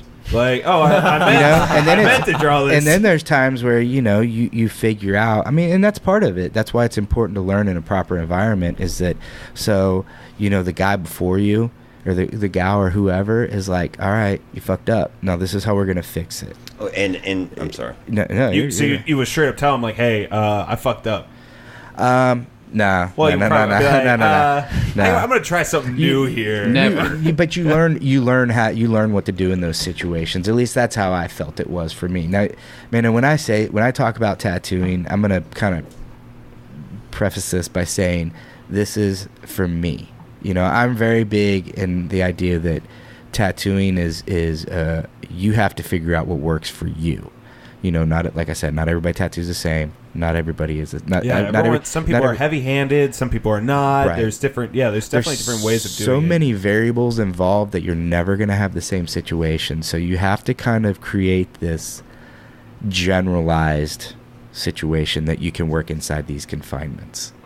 You know, so that's whenever I talk about tattooing, I just always want to say that, you know, because I'm sure there's somebody out there that's like, fuck him, he doesn't know what he's talking about. Whatever, you know, this is what works for me. Right. You know, I pay my bills, I take care of my family, so obviously I figured out something. And you've spent more than a decade of your life doing it. So if somebody's out there saying, fuck you, doesn't know what he's talking about, I'm guaranteeing you that person doesn't know what the fuck they're talking about. Yeah, pretty much. I mean, most people that complain like that on the internet are probably not they don't know fucking shit experts about it, in what they're talking about. Yeah. Don't worry about them people. People are fucking morons. You know, and on the fucking up part of it, you know, I'd gotten tattooed by a pretty famous tattooer one time, you know, and Shout out. That would be Corey Flatmo over at Plurabella. And something that he pointed out that was really big, he's like, all right, man, he says, you know, he says, that's the bottom line. He says, you're going to fuck up. He'd been doing it 20-some years, he says, and I still do. He said, but my fuck up is not something you're probably going to notice. It's going to be something that I notice. Absolutely. It's not going to stick out, you know what I mean, because he's aiming so small. But the deal behind it is if you come in, you're ready for appointment. You're ready for your appointment. You're prepped. You've got your artwork done. You know what I mean. Your palette and everything set up when the client comes in, and you turn around and you execute it and you fucked up. He says, kick your ass, but not so bad. Now, if you turn around and you're not ready, the drawing's not done, you're not ready for the client, you're not set up, and you turn around and fuck that tattoo up, you kick your fucking ass up between your shoulder blades because you own every bit of that. That was your lack of fucking discipline and commitment. And that has stuck with me really, really huge. That's why 99.9% of the time you ever walk in and you have an appointment with us, that station is set up, ready to go. If it's not, it's because we just got done with a client and we haven't got back to it. You know, we're waiting for the maticide, opticide kill or something like that. But like I say, if you've got an appointment that way, we're ready when you walk into the door. So let's say someone comes up to you and says, hey, Jimmy, I want a tattoo, but it's something you can't do. Are you going to straight up say, like, hey, absolutely. I can't do this? I have no trouble doing that at all. I'm not too proud. You're not even willing to put, like, the old college try? No, like, absolutely I think not. I can. No. You don't. That gets back to what he was saying. You're not prepared. You to be a responsible tattooer, you got to know what you can do and what you can't do. You know, and I think that's very, very important. You know, Sorry, go ahead. Well, one of the things is people find it very endearing when you're like, hey, I can't do what you're asking me to do. And that's tough. They'll to do. respect you so much more when you tell them Exactly. what's up. Like, hey, Yeah. I think this tattoo is going to look like shit. Exactly. To be honest, Yeah, I think we should do it a different way. Yeah, or you know what? And I've done it before. I will recommend them to people that I think, because in the end, I mean, we're there to get you the best tattoo possible. We don't want to send you outside of the shop, but if it's something we can't do, I would gladly do it. You know, because that's going to be a bad mark on us. Yes. You know, so either way around it, it's just you want them to be happy because you want them to have a good tattoo experience. Like, do you want them to spend money with you? Yes, absolutely. But you don't want to turn them off from tattoos altogether. Oh, yeah. You're just fucking your industry up. Yeah. Because confidence is huge in tattooing. Yeah. I mean, man, you can turn around and do like 30 badass tattoos, you know what I mean? And I say badass tattoos, you're going to be highly critical of every one of them, especially as a you're tattooer. perfectionist when you're an artist. Yeah, but you're not trying to be a fucking asshole about it neither, you know what I mean? You got to recognize when you do good ones and ones that aren't so much. But the thing is, you got to have confidence going into them. So if you turn around and do, like, say, 20 good tattoos, then you get that one, man, where it's just like, fuck, man, I just didn't hit that fucking mark. That right there, with me anyway, and I know it a lot, that'll sit with you for your next dozen. You know what I mean? To where it's like, man, it puts you on a different level that way. So to turn around and try to attempt something that you have absolutely no confidence in walking in, that thing is going to be a dumpster fire like hell will not have it. And I would not do that. Wouldn't subject anybody to that. We wouldn't. For sure. Have you guys ever like lost sleep over a tattoo, or like having to do a tattoo, or like a tattoo that you already did? So No, just ones that you're like, man, I could have done way better. So only like you never got worried about doing one, but like it's only ever been. Oh like, yeah. I mean, there's definitely like I don't do portraits very often, but I do them.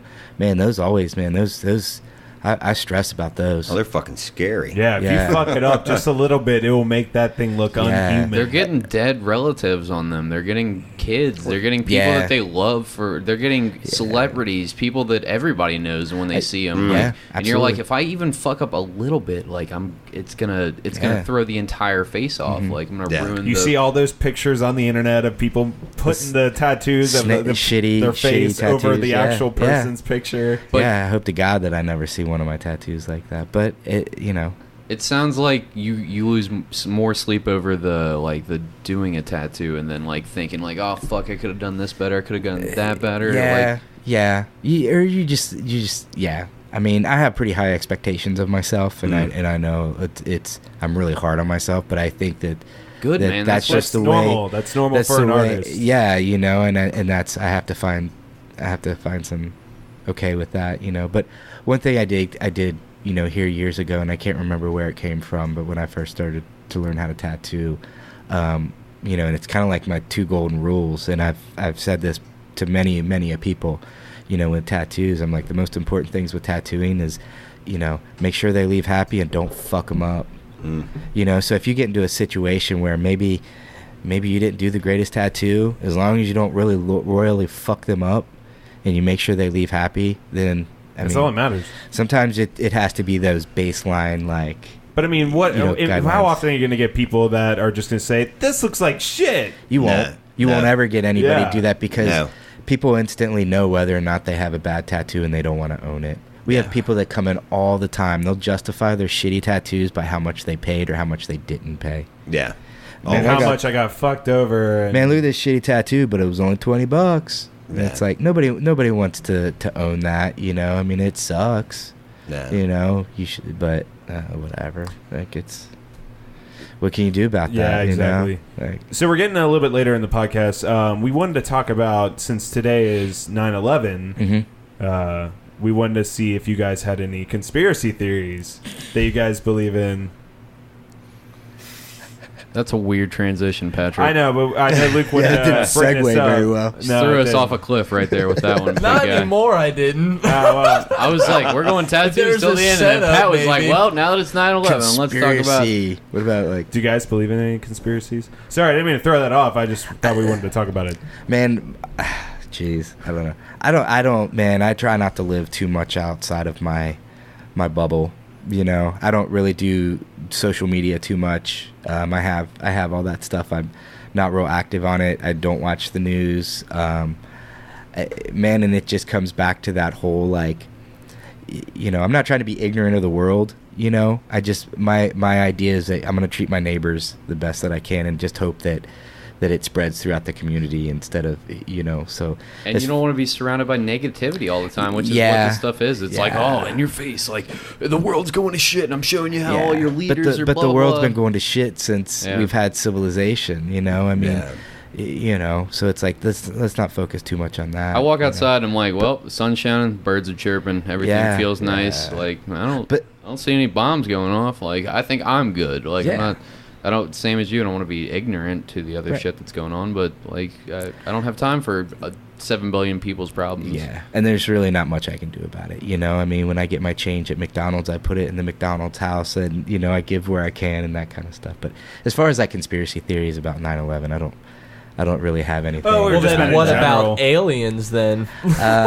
I totally believe in aliens. Fuck yes. Yeah. I think I meant that- all controversies. Anything Man, like that you're thinking of. I believe in Bigfoot, and I get so much shit about that. But here's my theory about Bigfoot: is that Let's hear it.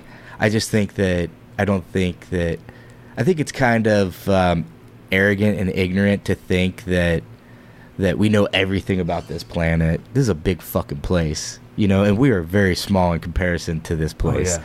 You know, I mean, we're literally ants. I mean, we do magnificent things, but you know, to think that we know everything about this planet, get out of here. Especially You like the know? ocean and shit. Yeah, like I'm not saying like, oh, I saw Bigfoot, so I believe it. I just believe that there's a possibility that there's some shit out there that we have no idea about, and I'm cool with that. Yeah. You know? It's kind of like thinking that ass eating is the ultimate like sexual debauchery level, but Yeah, it's then really you not that realize bad. there's toe He jam brought it fetishes, back. and you're like, okay. Yeah, I mean, there's trust me. I mean, I've been on the internet. I've seen way worse stuff. So wait, let me ask you this: like, I gotta piss. I'll be what back. makes you think that Bigfoot's out there? I just think there's a possibility of it. Possibility? You know? Yeah. Like if you saw one in your backyard, you'd be like, I'm not shocked. No, I would totally be shocked. I mean, I live in, Fucking anybody live would, in- Patrick. I live Ah, in it's the just fucking goddamn Bigfoot. suburbs. I'd be, fuck. I mean, I'm surprised if I see a raccoon. I'm like, fuck, what's that? That's a crazy looking cat, But Jimmy, you're not into that idea at all. No, man, I'm really not. I'm not really a ghost guy. I'm not really an alien guy, a Bigfoot guy. Not saying, you know what I mean? Yeah. I would go off of, I'm not going to say it's impossible. I'm going to say it's improbable. So I'll you're thinking I'll about more stick to- logic, right, logistical version. Like, did my Yeah. door really shut because of a ghost, or was it an air pressure drop? Right, You yeah. believe what you see. Yeah, you know what I mean? We kind of talked about, I never, and I was, hell, Star Wars, man, I should be, if anybody, be like a Star Wars nut. I was like 7 when that shit come out. I've just never, man, that's just never been my... You never had a weird Nah. experience you just can't explain? Not saying you have to believe in it, because I'm not a believer in ghosts or anything, but I will say that weird shit has happened where I just can't explain it. Yeah. Nah, but just because I can't explain it don't mean that it's something extra special or mysterious. You know what I mean? Like, say, man, that's just me. I'm not Yeah. saying that I'm smarter or anything that way. I just, like Mike said about his circle. You know what I mean? I've got a 6-foot circle, and man, that's really what I pay attention to a lot. You know what I mean? Who's in it? Who's out of it? What kind of goes in it that way? Yeah, I'm not really. Nothing creepy has ever happened in your house over all these years that you just can't explain? No, man, not Oh, that's all right. nothing Hey. I can think of. That What about you, far. Mike? You ever had something happen to you that you just can't explain? No, not really. No. Not like ghosts or anything Same. like that. I mean, We had 6 kids and we only had sex 2 times, so that we may have had. Damn. God damn it. So let's get back into tattooing then, because I didn't mean to drop off there. I feel bad for that. So what's your biggest pet peeve when it comes to tattooing, would you say? Mine would be asshole tattooers. That would be. Have my you ever biggest tattooed an pet- asshole? No. Let's about go. Let's dick? go back. No, it's like when you go to these conventions. You know what I mean? And you get around. It's like everybody's got a big. I shouldn't say that. Let me back that up. You get some of these dudes that walk around like they're swinging the big dick, and it's like, man, I get it. You know what I mean? You're good, but you can be a really super badass tattooer, but that doesn't mean necessarily that somebody I want to follow or aspire to you know what I mean, any of that shit. That's Yeah. really just like a big turn off where it's like I don't even care if I see your work again, you know what I Yeah. mean? I really don't, because that will always Yeah. take me to that negative space. That's kind of the contact you make out of it. What's your guys' opinions on all those tattoo TV shows that are out, like Ink Masters and whatnot? I don't really have a problem with them. Yeah. You I watch mean, them? No, I don't. Because they are glorified they're- with like tests and stuff, like draw I mean, this on this all guy. it is and stuff. I think all it is a game show that revolves loosely around tattooing. Yeah. If it was a show more on like the technical side of tattooing, I would probably be a little bit more interested. Which there are tons of shows like that, internet-based shows that are more about like the artists and what they do as far as like how they create their artwork and stuff like that. Vice had a good one out for a little Yeah, while. Tattoo Age was amazing. Grime, dude. Grime. Yeah, I love dude's- his shit, man. Yeah, and it's cool because for a guy like me, I'll never have a chance to like interact with somebody like that. Like, I'm very comfortable and confident with where I'm at, and like and he's just definitely like on a different level. I mean, he had a documentary made about him, basically. You Right. know, so I can appreciate those kind of shows. But as far as like the Ink Masters and stuff like that, like I get it. I mean, it serves a purpose. It's like the same thing with like scratchers. I mean, those people are providing a service for somebody that's not going to come to our shop and pay, what we ask them to pay. They're filling a void, So it's kind of like whatever. I mean, I think the thing that I dislike so much about the shows is that the fact that they made it into a competition and that's not what it's about for me. They single-handedly took away the most important aspect of tattooing to me, and that's making sure that the customer is happy. Goes back to that, make sure they leave happy, don't fuck them up. And that comes with took that away. camaraderie and brotherhood, and there's no camaraderie and brotherhood in competition. Yeah. Unless it's like a team-based sport, and tattooing isn't. I think there is definitely some good competition. When you work in a shop with people that you respect, you are always looking to see, like, man, that motherfucker's stepping his game up. I'm gonna have to do something, you know, and that's great. But as far as motivational and inspirational, it's not about being the best, but it's Yeah. like always wanting to challenge yourself more, right? Yeah, absolutely. You know, and those shows, they just kind of undermine that for me. But with that being said, I don't hate the shows. Like, I think there's definitely some great benefits from it. I mean, it's definitely opened the eyes of a lot of people that would never consider getting a tattooed. I mean, just a show being based around tattooing is good for tattooing. You know, even though it may be something that we disagree with, you know, and I'm not really sure why Dave Navarro's on that show. Just put that out there. So, Right, yeah. I don't either. Other than that guy. he has tattoos. I mean, what the fuck it's is like the I don't purpose of I don't having think him I would be the ever host? I would never work in a shop that wasn't owned by a tattooer. So I Never. would never want to be judged by somebody that's not a tattooer. Oh yeah. Right. Just me. That's my So, It makes sense. yeah. I would say it would probably, with it, like say, I don't watch them myself. You know what I mean? I've seen a couple me fucking either. I just in thought the from your very guys' very point of beginning, It and then just when made me the want a tattoo. yeah, and then the drama kind of comes in. You know what I mean? And that kills it. But I would say that at some level, it helps with the acceptance of, say, tattoo in the workplace. You know what I mean? It's you know, because they brought it to the front there. I would say, as far as collectors, you know, people that thought about getting a tattoo, now they might, and once they kind of see what that goes on, now they have more of an idea of what they're looking for.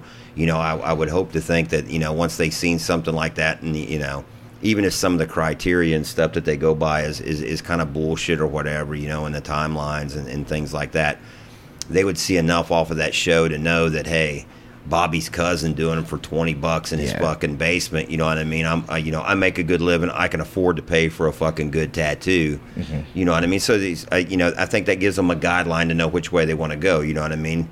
To where, hey, I want a tattoo, but you know what I mean? I really don't have the job to do it. But there's this dude that like you said, there, you know, that guy does serve a purpose. But then you got the ones where it's like, man, you know, I want to go get tattooed. I want a good tattoo. I kind of know what I'm looking for. You know what I mean? And it probably even helps them with a little bit of their language when it comes to looking to talk to a tattooer about a tattoo. You know, because they've kind of heard, you know, they'll know more if they want a color tattoo or a black and gray tattoo. They know if they something really beautiful on their leg, so they've got a base to go with, because that's one thing that makes it tough. So you talked about pet peeves, that would be one, and it makes it really, really hard because you want to own this you want to own the part that you're supposed to own in this tattoo. I don't want to own the whole fucking tattoo. Right, man. I want a tattoo, but I don't know what I want to get. Well, that's a problem. Yeah, that's a What pet kind of peeve. style do you like? Man, I really don't know. And we don't have a problem with that, man. We've got a lot of great reference books that'll go from old school to Japanese to neo-traditional, all kinds of stuff. You know what I mean? And we don't try to get them in the chair right then. We'll tell them, man, if you ever get a chance and you got some time to kill, stop in, man. We've got a lot of shit to look through. And we'll tell them websites, you know what I mean? And this and that to just kind of look through to get a feel, see what speaks to you, and once you get that, come back in and let's see what you got, and we'll go from there. But the whole man, I've got $300 in my pocket and I want a tattoo. I don't know what. I don't want to own that much of your tattoo because you turn around and it's like, yeah, it was really cool because of the experience, but man, this big gypsy lady really don't fucking fit my fucking style, and it's like, well, I don't want to own that much of that. So if tattoo. someone came in and said, "Hey, I really like your art. I just want you to do whatever you want with it," you wouldn't do that? That's a lot of pressure. a lot of responsibility. If it was, because every once in a while we'll get some, spare time, downtime, and things like that, man. And I know I'll do it, and it may sound pretentious or whatever, but I'll draw some shit that I think's a cool fucking tattoo. You know what I mean? Stuff that speaks to me, something that I would get, something that speaks to my taste, and if they've seen my work before and stuff like that, and they come in and it's kind of on that basis, man, I was thinking about something Japanese, I wasn't for sure, or whatever the style may be. If the right words are said or whatever, man, I'll introduce that to them, you know what I mean? Even if it's just for a reference, or, they look at, because I've done that before, to where it's like, man, don't change a fucking thing. That is exactly, man, I'll straight up take that. Because we see a lot more tattoos than what, if you're not a tattooer, you don't see the artwork like a tattooer does, man. We see that shit day in and day out. We follow some of the baddest fucking tattooers on the planet, you know what I mean, every day, just because that's what we do, you know what I mean? So we know more of the possibilities, selections that way, as to where somebody else, they're just kind of getting into it, man, I want to get this tribal piece because my Uncle Larry had a tribal piece, and it's like, all right, that's cool, but do you really want to get that? So we'll kind of run through those routes and kind of gut check them a little bit to make sure they're not getting it just because of this or because of that. You got it just because it's going to be accepted because he's got it, or is that really the style that you want to do? So I will, man. I'll walk them through and show them 10 or 12 different things just to kind of gut check that idea. To see if you can steer them away from it, because potentially it is like a really not great idea, or just to make sure that, all right, cool, we'll go with it, man. That's, I've showed you all of this. I've said all these things. I've asked all these questions. That's still what you want to go with. We'll go with it. You know what I mean? You put that much thought into it. All right, we'll go. It's yours. It's not mine. I'll just do that the best that I can. You know what I mean? I have a question about, now, obviously the normalization of tattoos is something that's great for business. It's not something that a tattoo artist would ever complain about, but do you ever feel like it's weird whenever somebody that you might consider just a normal dude getting a tattoo, or normal lady to get a tattoo, whatever, that maybe 20 years ago, 30 years ago, whenever the fuck, it's looked down as something that only gangsters get, or fucking badasses get, or you ride a bike and you get a tattoo or something like that. Is it ever weird in that aspect? I know it's good for business, but does it ever seem strange to you that just a bunch of college kids are getting tattoos that maybe a little while ago they wouldn't have? I'd say it's like eating ass. We're going to jump back to that for a minute. Taking off. Right. It's one of those deals to where, you get a lot of guys that ride Harleys, you know what I mean? And this is just my perspective, man. I get it. I've had one. It's cool. But you get some of those guys, it's like, man, I'm a biker. And I'm like, no, dude, you're not a biker. I know a biker. They don't have a fucking job. That's what the fuck they do. You know what I mean? They don't do a 9-to-5 grind. You ride a motorcycle. Mm-hmm. And that's cool, man. Some people like to put on those costumes, you know what I mean? And try that stuff out, and see how it fits them, you know what I mean? Maybe they got bored with their, now their imagination's kind of coming out, maybe something's kind of held them down to where it's like, man, I want to see what the other me is. I want to, and kind of fill that out. And I get that. No, I would absolutely judge nobody, even if I did, whatever they want to do with your life, man, that's, that's your life. And you seem pretty open-minded, both of you guys do, so I figured that might be your perspective on it, but I've heard a lot of people talk about it where it's almost like a negative thing that so many new people want to get tattoos and things like that. Mike, do you feel similar about it, or do you have different perspective? Man, I think a lot of times people will get you work really hard to find your community, your tribe, your people. Everybody wants to be different and everybody wants to be unique, but let's face it, you're really not, right? So you find people that are like-minded, and when that starts to get kind of infiltrated by outsiders, you kind of oh, they're ruining it, the fucking hipsters, right, blah blah blah, all this, and it's just man, come on, who really cares? If somebody's gonna be cool to me and they legitimately want a tattoo, oh fuck, let's give them a tattoo, I don't care, maybe I may not be into the idea of what you're getting, but if you're super stoked on it, man, I'm gonna give you 110% on it, because, and I tell everybody this the first time I meet them, it's in my best interest to do the best that I can, because I want to take all your money, not just some of it. He meant 110% price wise. Yeah, that's right. That's right. I think I'll plug soap on. I'll plug Soporn on that one right there, because I'm pretty sure I know what she would say on this, man. It's you do you, man. You know? And I'm good with that. I mean, it's a great point. And you do. She's fantastic. Oh, absolutely, needle, man, a beautiful human being. Yes. Yes. I've been tattooed by others, and she for sure has the best technique I've Yeah. experienced. She's so clean. She's a great. She's so clean. She's a good with her bedside work. manner too. Yes. It's cool. Yeah. Yeah, it's very quick how you don't realize how much work she's done. Really, but just by talking to her, and then you look down, there's so much been progressed. She'll buzz you, and then she'll wipe and buzz and wipe just real quick, and next thing you know, it's almost done. Yeah, like saying, that's one of the things that it's just those different outlooks. That's something that I've always said. I don't ever want to be. My biggest goal in life right now. I'm 48, and I'll be 49 in January. I do not want to grow to be a bitter old bastard, man. That I'm telling you, that is my biggest fucking goal in this life. Yeah. And and being around.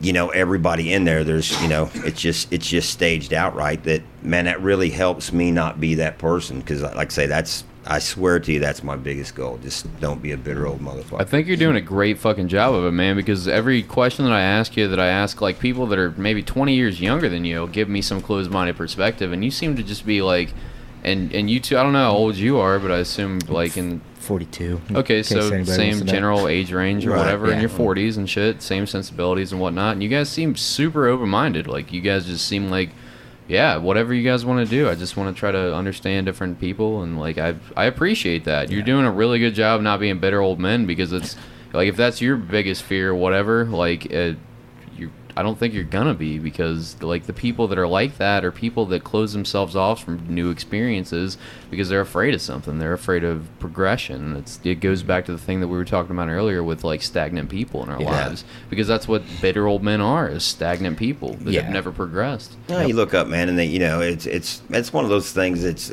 like with life, you know what I mean. A lot of people, it's easy to set back and not throw your balls into the game. You know what I mean? Oh, man, I could have done this, but, whatever. Something a lot of them can't swallow is you throw your fucking best at something, and, man, it wasn't good enough. That's what I think a lot of people are scared of. You do your absolute best, and somebody say, no, that ain't, and what you do with that is, man, you lick off your fucking wounds, and you fucking sally up, man, and you make another fucking run at it. And, I think you got a lot of people... some of them that never had the fucking guts to do it that way, but they'll see somebody younger, they'll see somebody their age or something, man, that just keeps going at it, man, and they hate it because they never had those balls, still don't have the fucking balls, confidence, whatever you want to call it, to make that fucking run at it. And that sucks for them, but that ain't slowing me down, you know what I mean? That's my role. However you do it, man, you do it.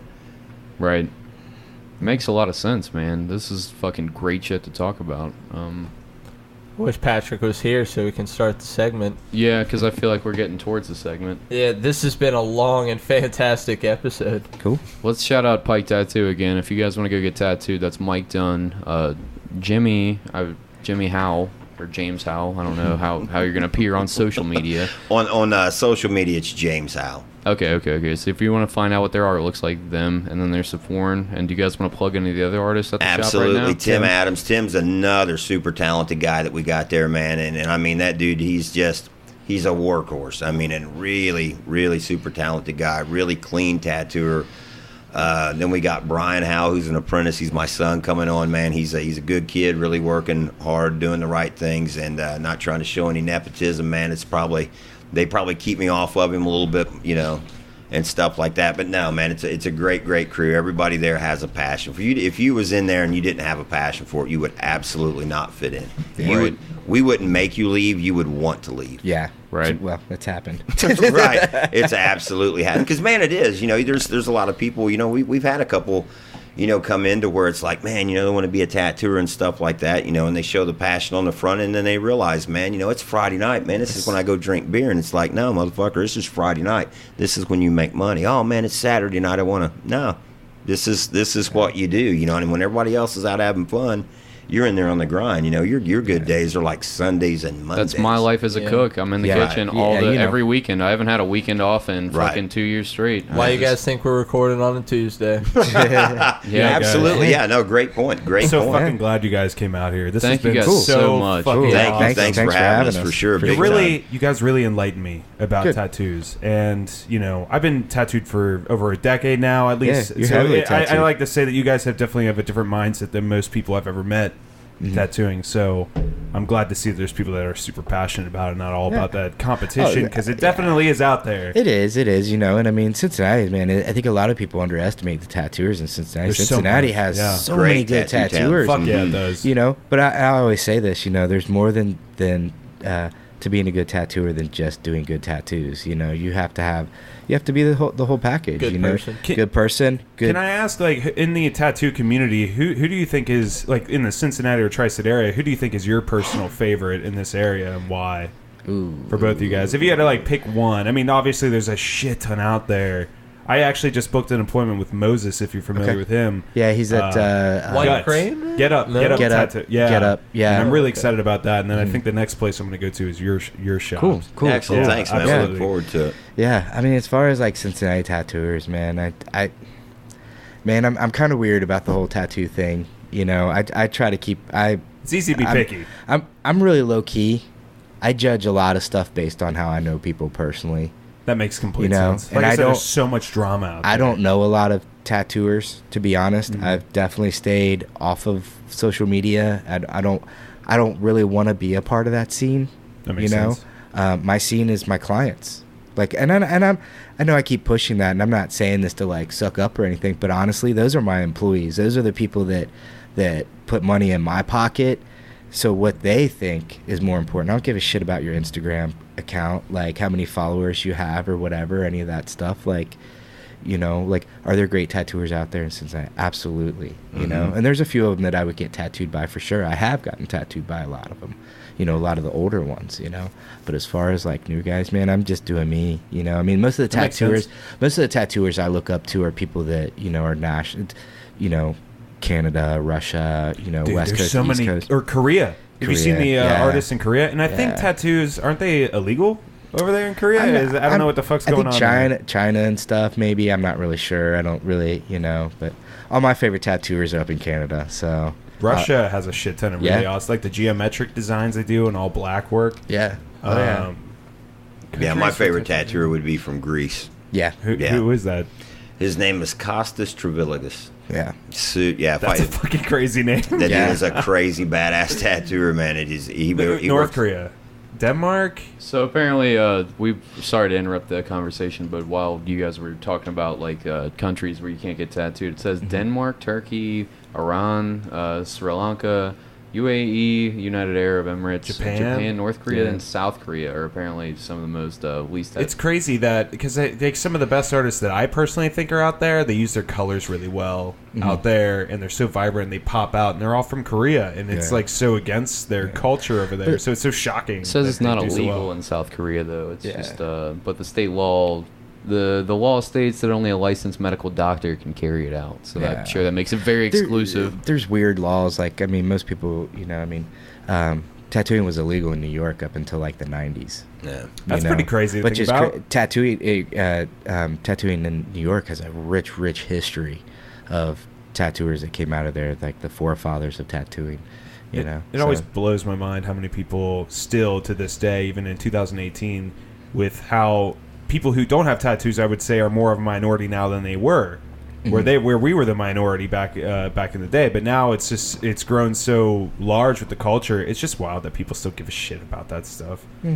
just Like, what the fuck? So- It's not gonna affect your job performance whatsoever. Just if you like fucking art, let it be on you. Who Yeah. cares? Right. What were you gonna say, Jimmy? When he was talking about favorite tattooers, I'll tell you one, man, that I'll plug. I'm a huge fan of, and it's not necessarily just because his work is great, but that would be Dana Brunson. You know, that, down on North Side. absolutely, and I'm saying that as a huge fan. You know, that this guy has. I mean, he is all about the heritage, the history. You know, it's somebody, like, say, if you're into tattoo and want to know about tattooing, he's practically got a museum, you know. And Yeah, I mean, down on North Side. He's got his he own little lives private and breathes gallery. tattooing, and I absolutely take my hat off to the guy for that, for sure. His family does tattoos as well, and they're all really talented. I've only seen a couple of Dana's tattoos, but everyone knows who the fuck he is. Absolutely. Absolutely. I mean, think he has the oldest shop in Cincinnati. Yes. Is that true? Is that the one on North Side? Is that the old shop? Well, I think originally they were down, and I may be wrong on this, so but I think originally they may have been downtown at one point, and then I think in the 80s they moved up to Northside. And honestly, get a hold of Dana, see if you can get him on the show. I was about to say, I wonder if he'd come on the yeah, man, holy cow, podcast. you would get a show and a half, man. Super awesome dude. We talked to him at the convention this weekend, and it was very humbling. Let's see if we can get that connected. Maybe you one of you guys can tag along with him or something. Oh man, I'm sure he's got it all by he's got himself, his bro. own Yeah, thing. that dude Cool. is yeah. My I'll get uncle on actually that. got tattooed by him. He had a big demon on his chest with like these sword arms coming out. Like not on his chest, it was on his belly. He said it was his most painful tattoo that he had ever gotten because he couldn't sleep on his. He was like a face sleeper or whatever. So like every time that he'd fucking roll over in the middle of the night, he was like fuck, wake up and shit. But he had this big fucking demon coming from hell, all these flames and shit. I remember when I was a kid, like looking at it, like whenever we at the pool or whatever, and he had these big fucking arms coming up with these swords on them or whatever the fuck, and I was like, that's badass. That made me want to get fucking crazy tattoos and fucking shit. art, dude. Yeah. If you get the money for it, definitely go for it, because once you like after the tattoo's done and it's done and healed and it actually sits in like, damn, this is on my body forever. Yeah. You're like, wow, this is fucking exciting. Yeah, Dana and Dot is like I say his wife, man. They would they would blow your mind with what they had that way for sure. I actually, one more quick thing. I actually started getting my first tattoos all at Designs by Dana's years ago. Really? Yeah, I got my first tattoos from a guy. He's no longer there. He works in another shop. But and I was just telling Dana about this weekend about how like just his shop was very welcoming. There was a couple guys in there that were just very, you know, I mean, they didn't treat me like, they didn't try to run me off, you know, because I was just some dumb like teenage kid with hardly any money, you know. I mean, they definitely brought me in, and you know, they were nice to me. And I think that's kind of what set my whole mindset when I got into tattooing about customer service. Like, it is important, you know. It's one of the most underrated things in tattooing, or I think one of the most, a lot of tattooers don't put enough emphasis into is customer service. Oh fuck That's yeah, the biggest, dude! Some people are such dicks in the tattoo world, and they don't need to be. But yeah, when it's we get kind of back, like you get what you come for. Yeah, you know, I mean, you get back to that whole pet peeve, and that's like my biggest pet peeve is hearing about how somebody went to another shop, man, and they got a great tattoo, but they're like, I'll never go back there because the person just didn't treat me very well. I'm like, There's a what lot the of shitty fuck? people out there. Yeah. It's so shocking. Huh? Like, damn, dude, I'd really like to get a tattoo by you, but I hear you're a fucking dick. You're a fucking douchebag. I don't want to give you a bunch of money and spend a bunch of hours with you treating me like shit. I will say I have a lot of work done by the company Truth and Triumph up north. Mm-hmm. There are a lot of fucking assholes that work for that Is that company.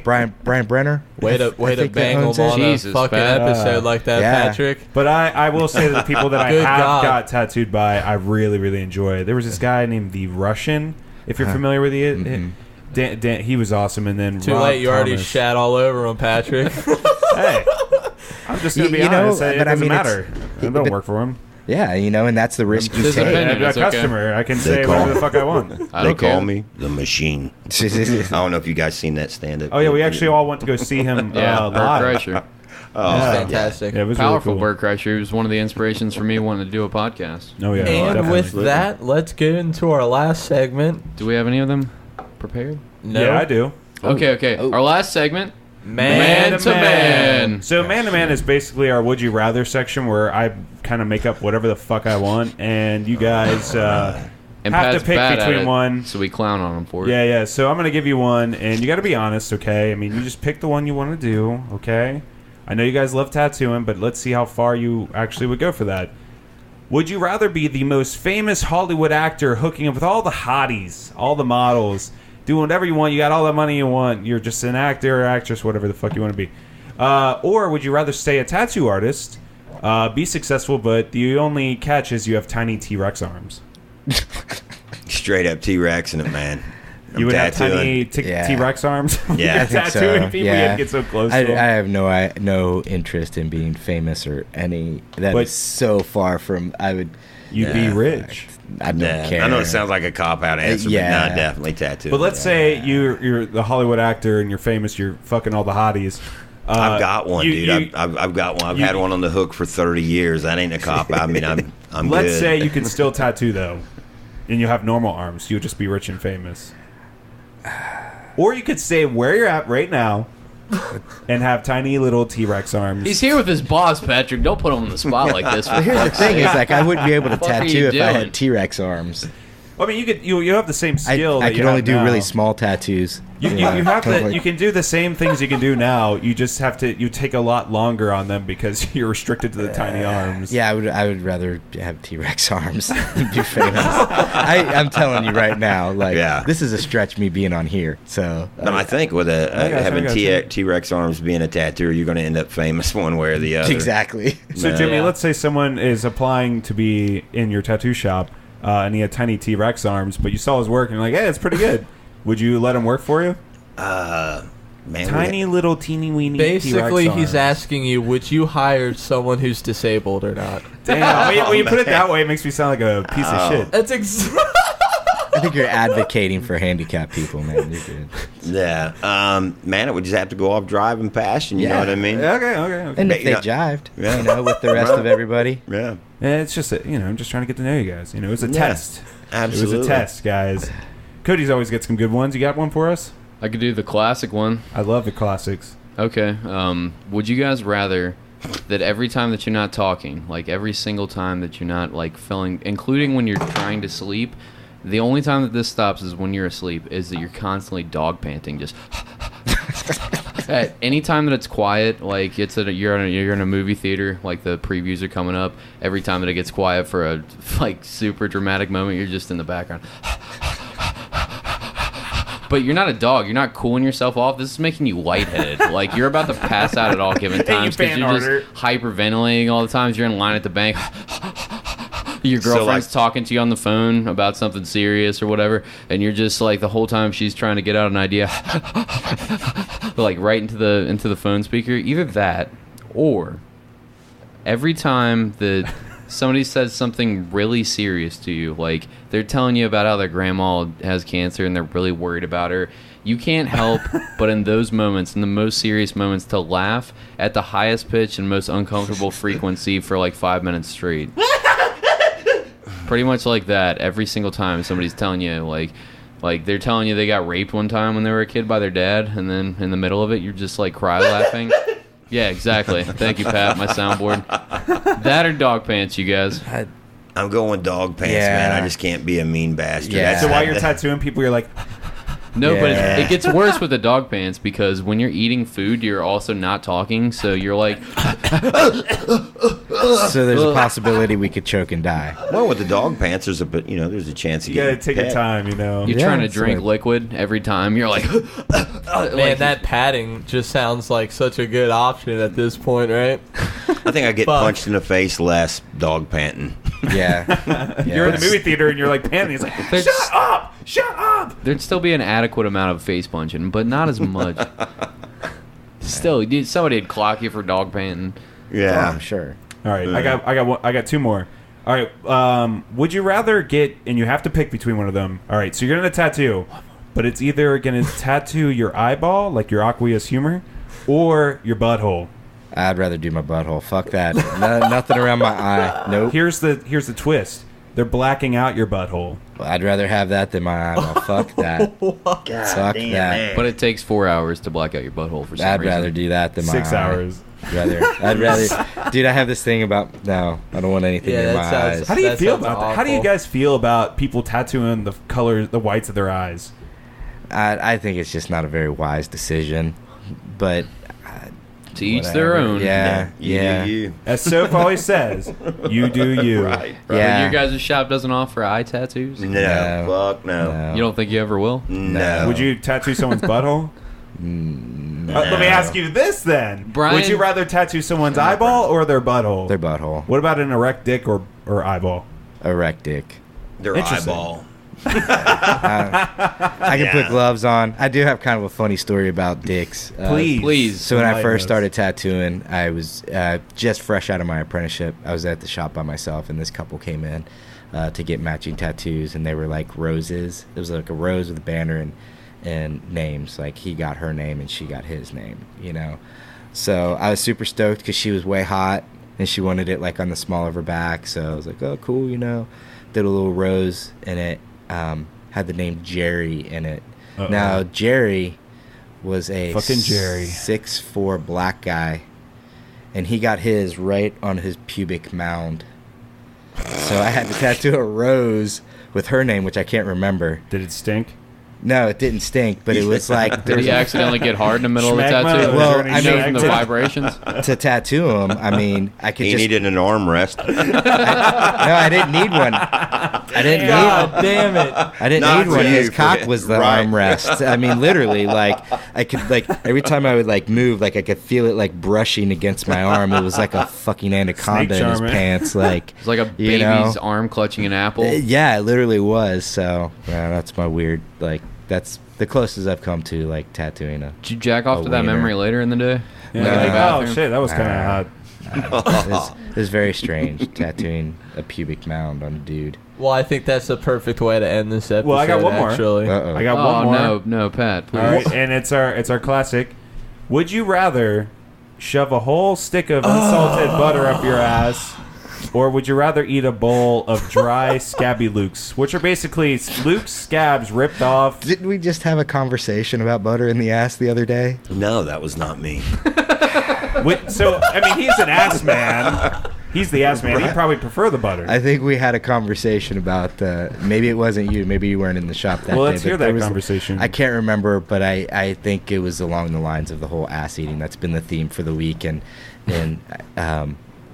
so and I made the comment about, well, if you'd ever had it done to you, you would do it, you know, and they were like, you've had it done, well, what's it feel like? And I was like, well, take a stick of butter and leave it on the countertop for, you know, about 20-25 minutes so that it's like room temperature, and then just cram it in your ass.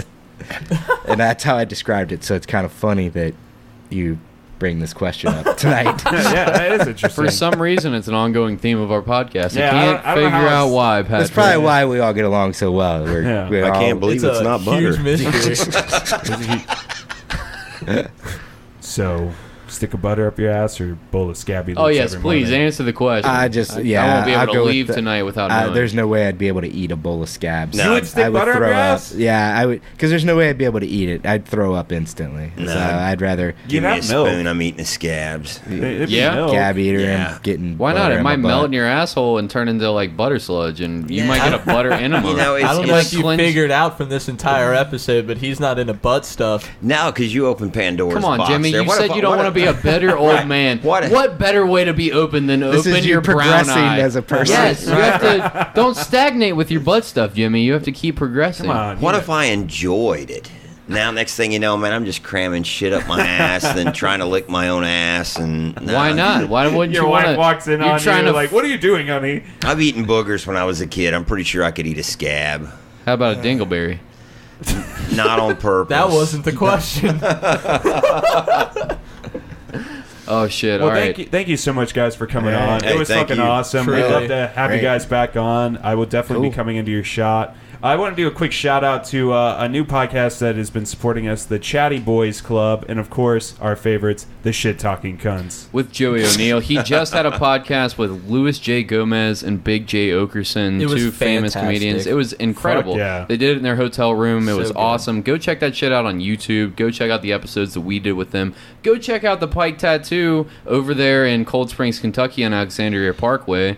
Go get tattooed by fucking Mike or by Jimmy or Saporn, or the other dude's name is Tim. Tim Adams. Go Yeah. get a fucking tattoo from them. They sound fucking awesome, and it seems like their tattoos are great. Do we have any other plugs and Check shout out outs? Between the Covers, Yeah, too, but as well. check them out.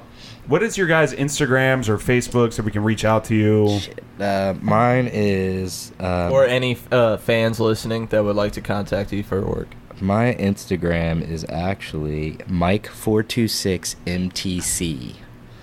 And mine is the Pike Tattoo Company. Yeah. Boom. There Yeah, you go. mine's You heard it, ladies and gentlemen. Any other events coming up that are in the near future that you want people to know about? We are going to be doing something in October. Last year we did the Friday the 13th thing. That was a hell of a day. We tattooed. We started at noon and didn't stop till 6 a.m. the next day. So Yeah. this year we're not going to do that. We're going to do something a little bit different. 5 a.m. No, I think we're gonna keep it a little bit more low key. It's gonna be October 26th, I believe, is the date. We're gonna have a band come in and play. Our friends in the Motel Faces are gonna come down and play for us, and we're gonna do like some just different things. Just kind of have like a Halloween celebration, do some tattoos, and have a good time. So Sounds fucking yeah. awesome. Everybody Yeah. go out and check that shit out immediately. Yeah. More, Absolutely. more events, more plugs, anything else, boys? I think that's it, ladies and gentlemen. All right. Thanks so guys. much for coming on. All right. Thank Thanks, you. guys. Till Thank you next very week. much. Till next week. Peace. Peace, bitches. Thanks for listening to the Bastard Sermon. I'm a little drunk, so here's the boys to tell you about where to follow us. Check it. All right, you bastards. If this episode got you giggling, Patrick... Fuck, dude, this outro You're is fucking so up the read, shit, dude. You're Luke fucking fucked it it up. Damn it. Hey, if you guys Go, want to go, follow go. us, go to the YouTube page. That's at the Bastard Sermon. If you want to go to the Facebook, that's the Bastard Sermon, or the Bastard Sermon group damn page. it. Read it, Or Luke. you can go to the Twitter at Bastard Sermon because some fuckhead stole the from us. Unfortunately. That fucking prick. And at Instagram, it's at the Bastard Sermon. Luke, take it back over, buddy. I'll try to finish it right this Do time. it, dude. All right, you bastards. If this episode got you giggling like Patrick looking at an all-you-can-eat chicken finger buffet, then share this episode. We are completely fan-dedicated and independent, so follow us on any and all social media and join in on the Bastard Sermon podcast page and get in on all the sick fun. We're sharing sick videos on there from fans and us every day. And please share us, you bastards. Thanks. We can only get bigger due to you. Much love, you fucks. All right, till next week. See ya.